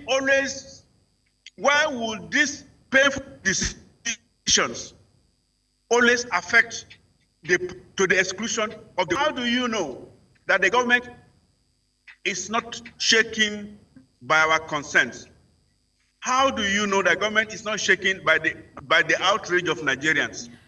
Mr. Benson, how do you know? Mr. Benson, giving all that you just reiterated now, and giving the NLC stands that this administration, the Tinubu-led administration, and President Tinubu has, not held up the side of the bargains when it comes to the minimum wage negotiations from several months. What then is the next step for the NLC? Is there a strike looming?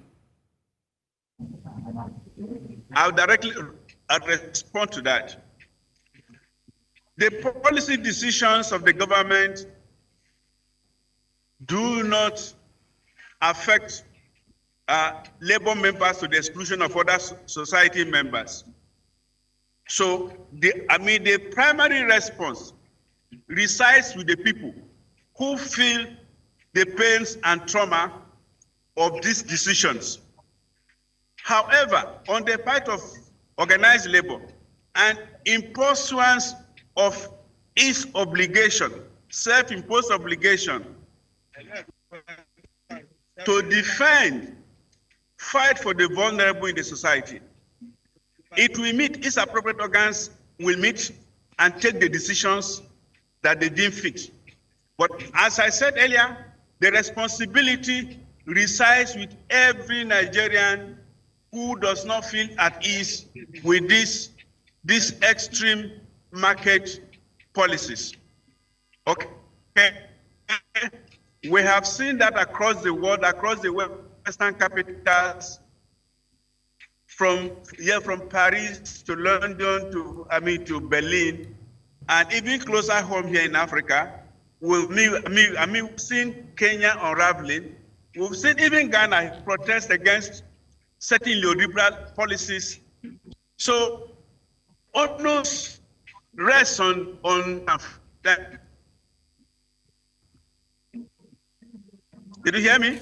Yes, we did. Yes, we do. Well, many thanks, sir. We appreciate you for taking out the time today to have this conversation with us. And we appreciate you for coming on and being with us this morning. Once again, many thanks, sir. Thank you very much, sir. Thank you very much, sir. That's Mr. Benson Opa there. He is the head of information at NLC. That's the Nigeria Labour Congress. We switch gears now to Mr. Bola Tinubu, economist who's also live with us. Mr. Bola, thank you very much for being patient with us. Mr. Bola, please, could you give us a breakdown of, especially for the viewers, of what the long-term economic consequences of these price hikes will be, particularly on inflation, unemployment, and also high household spending?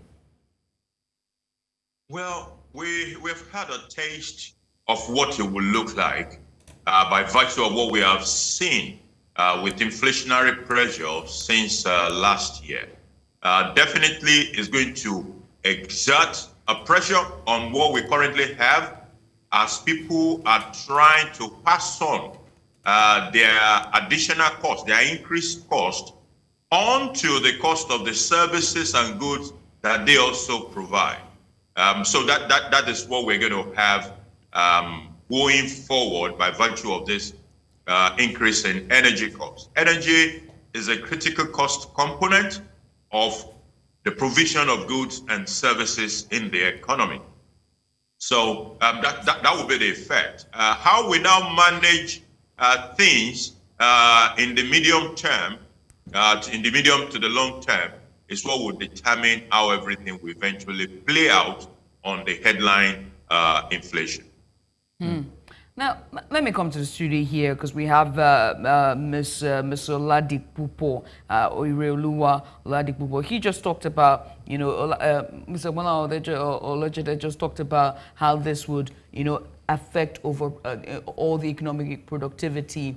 And we've seen price of bus fares in just less than 24 hours double, even in some cases don't 100%. don't forget. Yes, and haircuts as well. And so, how will it trickle down to household spending, but most importantly, the savings of Nigerians?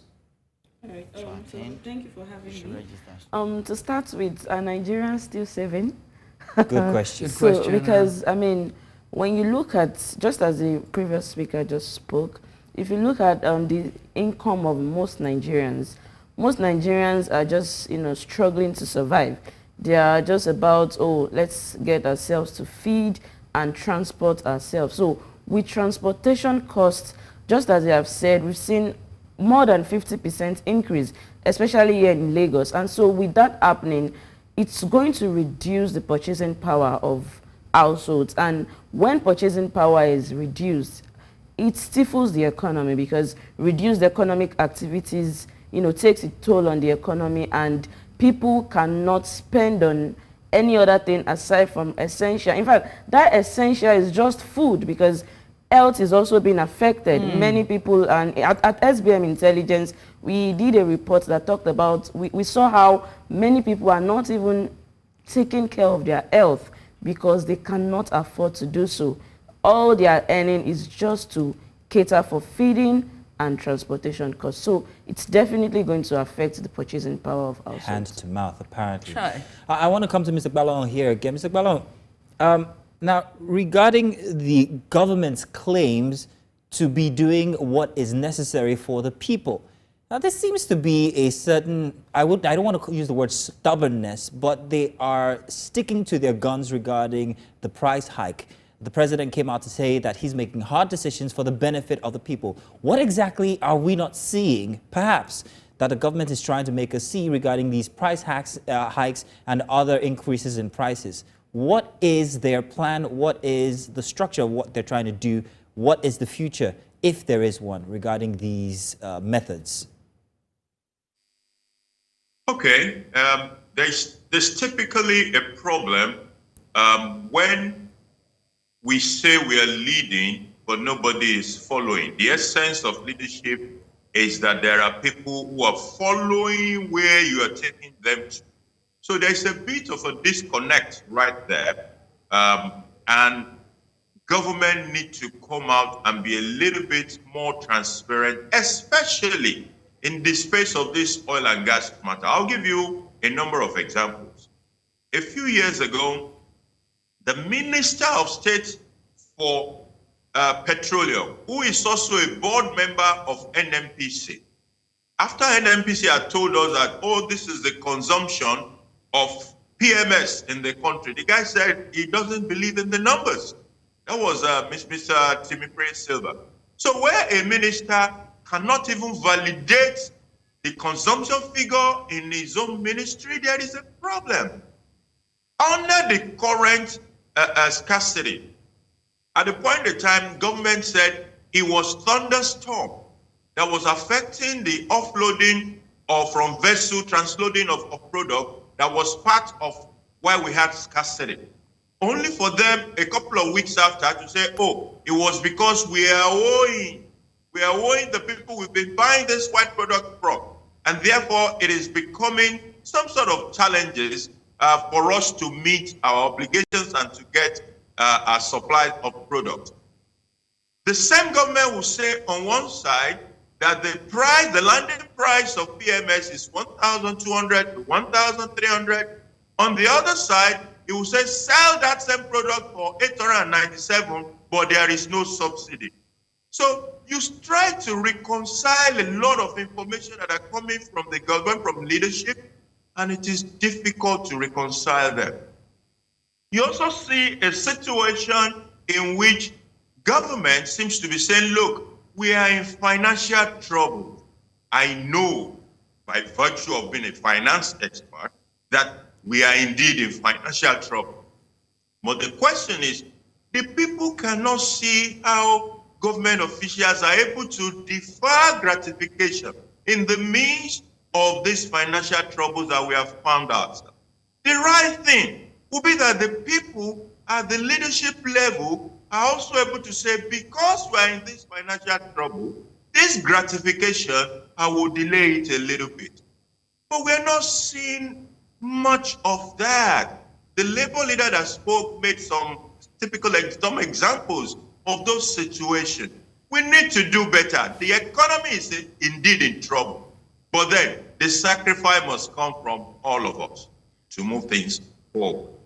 Mr. Olatunji, the government has claimed that moving to market-based pricing it's going to be better in the long run, right? And they said that it will eventually lead to competition, which will drive prices down and improve service delivery. That's on one hand. I would like to ask if you think this is realistic, or if there's going to be a danger in terms of, the current price hikes. Could it lead to long-term instability, especially given Nigeria's reliance on imports for petroleum products? I want you to first of all address that, because we're coming to the second, the 6-point B question of this, the B part of this question. In some parts of the world where the removal of subsidy from petroleum product has not been properly executed, it has been known to lead to troubles. I think Kazakhstan was one of those places. Some of the troubles that countries like Sri Lanka and the rest of them also went into, we knew how the issue of fuel triggered some of those problems. So it's a very sensitive matter. Even in our own country, we've seen that in the past. 2012 is it's an example of how that almost also led into trouble. So it's a potentially troublesome area, and we need to navigate it properly. The market forces that we're talking about, the foundation of the issue of going, subjecting this to market forces, the foundation in itself is transparency. Right now, transparency in that space is near zero. Okay. It has been like that for 50 years. In fact, since the establishment of that institution, whether you're talking of 1976, 2.8 billion naira that was said to be missing, or you're talking of the windfall of the Gulf War that nobody could have accounted for, or you're talking of the subsidy payment of the Mr. Jonathan era, it has remained. Even in 1993 campaign by MK Abiola, he was talking about lack of accountability of the NNPC. So the foundation of people talking about market forces is that there should be transparency. It appears as if there is a conclusion already that Nigerians love lies and half-truths. Therefore, let us tell them these lies and half-truths, which we like. But I think it's a wrong perception. I think Nigerians you can't just assume that we cannot handle it.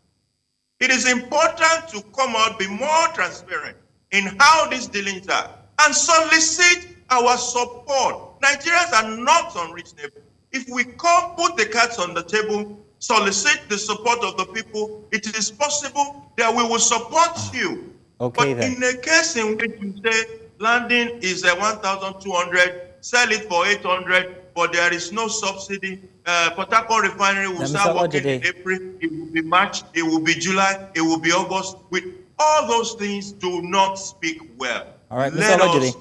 set the right foundation. Thank you very much, sir. That B part of the question I'm going to refer to Ms. Olatunji here in the studio with us. So let me come to you and ask you this very interesting question regarding the B side of the question. Dangote Refinery only just pushed out first products. I haven't seen the Claire Premium Motor Spirit. Yeah, it's myself. waiting to be picked up. Yeah, I mean, I'm gonna take that and start it. celebrating everywhere when I see it. But what are the implications of that hitting the market? Is that going to help in any way? Is that going to help the average man's pocket? Is the price of PMS going to come down? Are we looking? Is this a savior? I guess that's the question to ask. Okay, so I'd like to take this very quickly, just because of time.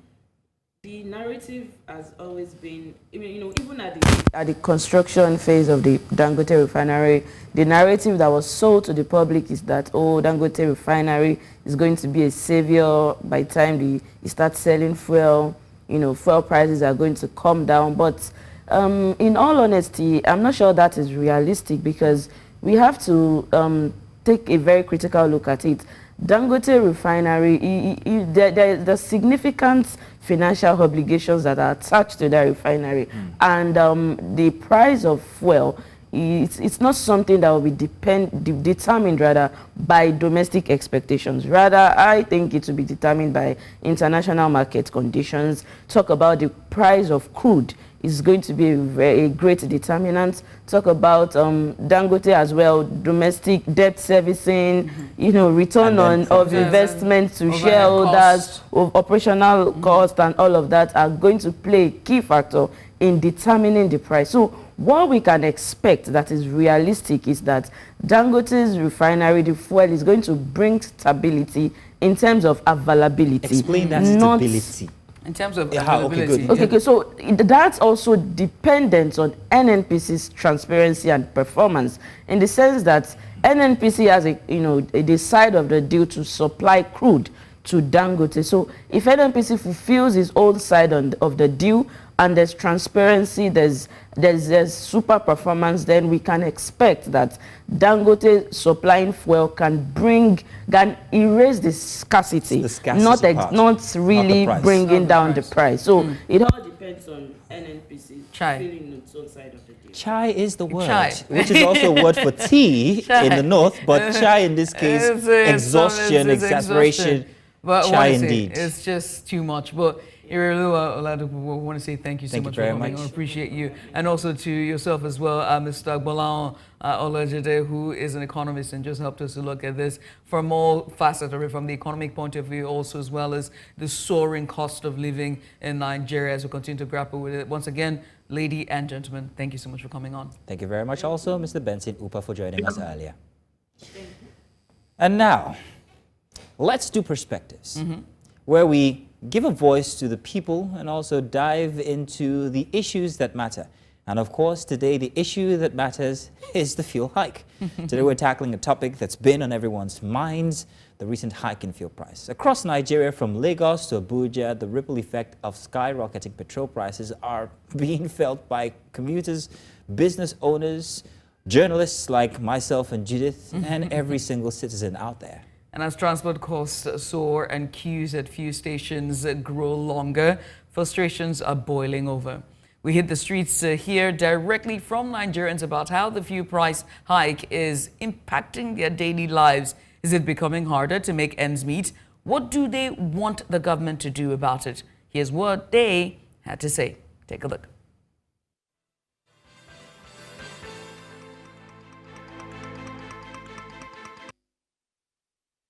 I went to Ekiti State 2 days back to supply some market. I spent 70,000 naira plus on the fuel. What is my profit on that? Then yesterday, I bought fuel at 1,800 naira per liter. This is a friend of mine. He bought fuel yesterday at 1,600 naira per liter. Then whatever the business you are doing, how can you get any benefit or an interest on that? Apparently it's impossible. This is a government that is not friendly. As in before, I would normally carry 300 to Ikeja, but now passengers don't want to enter 500. Common 500, they are trekking. We are not seeing money like before, even safe.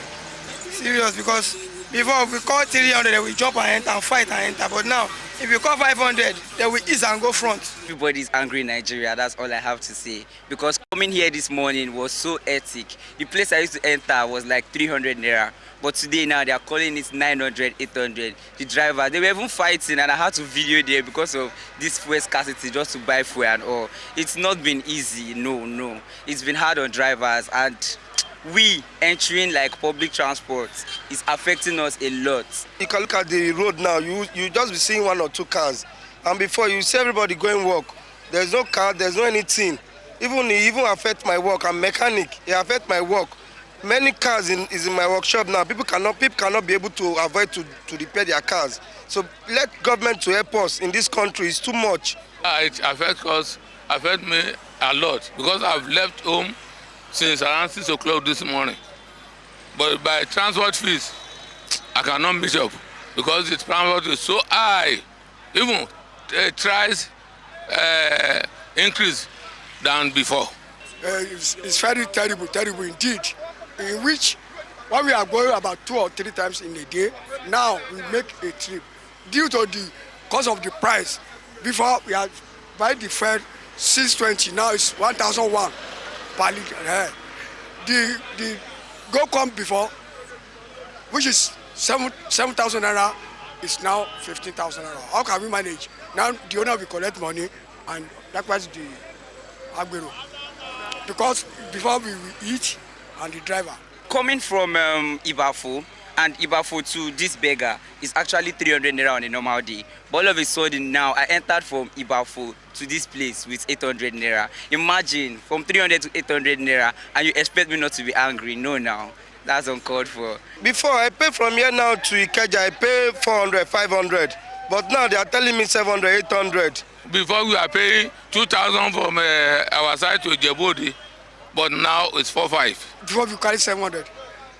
That is when it's around 5 something. Now 1,001. I stay in a redemption camp. From redemption camp to beggar before is 400 naira, 500. But now it's 1,000 naira. So the price of car increase. If I want to go, maybe they do something for us. Maybe they government, maybe they help us reduce the money of that. Maybe they help us make the fuel, maybe they reduce the money too high. And again, maybe government, maybe they help us. We were with day street, we don't see anything shop, work no day. And then first is cost. Make Jagaba please, may help us. Maybe they reduce the hand. The thing too much now. People they die because of hunger now. Hunger they keep people. But I would just tell the federal government to at least listen to us. They are keeping us mute and it's not funny, really not funny. So they should at least help us with this fuel scarcity. It should go down a little. They should help us to reduce the price of the fuel so that it will not affect. How Nigerians are feeling regarding the hike in petrol prices. Well, let's do Wellness Extra now, or Wellness Central here on Breakfast Extra. Welcome, everybody. Now we're going to be diving into health topics like we always normally do. And today we're shining a spotlight on a condition that affects millions of women around the world, but is often misunderstood. Polycystic ovarian syndrome, commonly known as PCOS. Now, PCOS is a hormonal disorder that can cause irregular periods, infertility, weight gain, and a range of other symptoms that deeply impact a woman's physical and emotional well-being. Despite its prevalence, many women struggle for years without a proper diagnosis, making awareness and understanding very crucial. So joining us today are 2 experts who are here to shed light on PCOS and how it can be managed. First, we have Dr. Itunu Johnson-Shogweton. She's a family physician in women's health, and she joins us live. Well, doctor, thank you so much for joining us. We also have live in the studio with us Olagoke Sarah. She's a passionate PCOS advocate who has been living with the condition and is dedicated to raising awareness. Ladies, thank you so much for joining us. Thank you very much for joining us, Sarah, and thank you very much, Doctor. Thank you for coming on. But Dr. Itunu, let's start with the basics, shall we? Can you explain what PCOS is and why it's just misunderstood or oftentimes misdiagnosed? So thank you so much for having me. PCOS, as we have said, is polycystic ovarian syndrome. And actually, the name is in itself confusing. It's almost a misnomer because polycystic ovaries is only one of the criteria for the diagnosis. Actually, it's a whole body hormonal disorder, and it affects the reproductive organs, and that's why some of the symptoms are irregular periods, and it can cause problems with infertility, though not always. But it also affects things like increasing insulin resistance, which can increase risk of diabetes, heart disease, and other health problems. It can also affect mental health. So actually, it's a whole body condition, and this is why it can be very confusing for people because they think because it's got ovary in the name, it's only a reproductive condition. And doctor, when one hears this, then because you're saying this is, sometimes we miss the symptoms. What are some symptoms that when someone has to consider before going to get tested? What are some of those most common symptoms that women with PCOS experience? So irregular periods is probably the most common one that women will first notice, or if they're trying to conceive and they haven't been able to.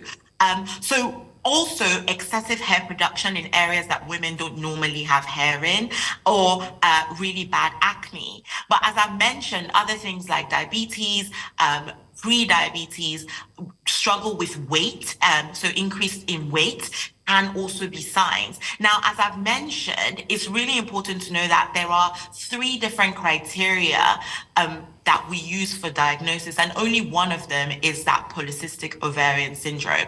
The excessive production of male hormones, or what we call androgens, results in either blood tests that show those excessive male hormones or symptoms of acne or excessive hair production. But also the irregular periods can happen with women having months with no periods, or noticing an irregular pattern. So women may have 3, 4, 5, 6 months with no periods. But this is really important because a woman should have a period at least once every 3 months because of the risk to the womb lining, because PCOS can also increase risk of womb cancer. So having a period at least once every 3 months is really important, and this is something that I think needs to be highlighted.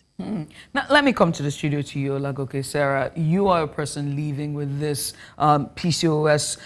Share with us your journey. What was the thing that said that you first experienced and you became aware of it? Said, something is wrong, doesn't feel right to let me go check. Okay, so it started from missed periods. Like, okay, it was irregular at first. Then there was nothing for for the 3 months. 4 months, then people say, oh, are you pregnant? And I'm like, no. Then we had to go for pregnancy tests, series of tests. Some would say positive, some would say negative. Then the voice started changing. Like, I used to be the sweet Sarah with a sweet voice. Oh, yeah. It started changing.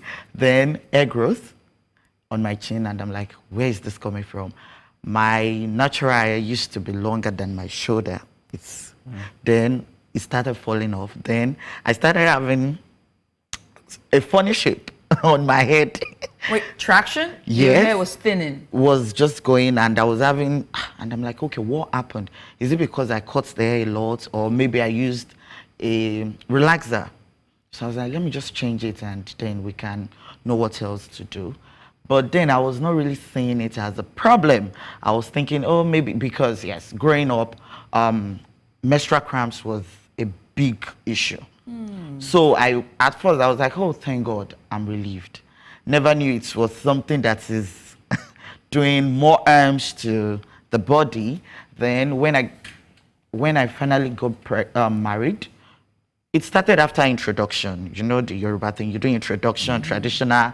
So after the court wedding, then we're like, okay, let's start trying. Then there was nothing. Then I'll go to the hospital. You're fine. After a series of tests, my husband was tested. You're fine. Then when I went for an holiday in South Africa. Then I was like, okay, because my husband lives in South Africa. So I was like, can I see maybe a gynecologist or someone that I can even ask what is going on? Because I know this is not normal. Because I was becoming, so the voice was getting thicker. Then if I speak and people... You mean your voice? My voice. It affected your voice? Yes. Your voice used to be thinner than this? Thinner than this. Then we met with a doctor and we had a series of tests. Then we also did, okay, it was like, he has to do, I think, was it HSG? Yes, we did that. Very painful procedure. So, and there was like nothing. It's not like the fallopian tube were blocked. We came back home. We went to meet another doctor in Bagada. Luckily, the man is also staying in my estate. He has an hospital there in Arepo.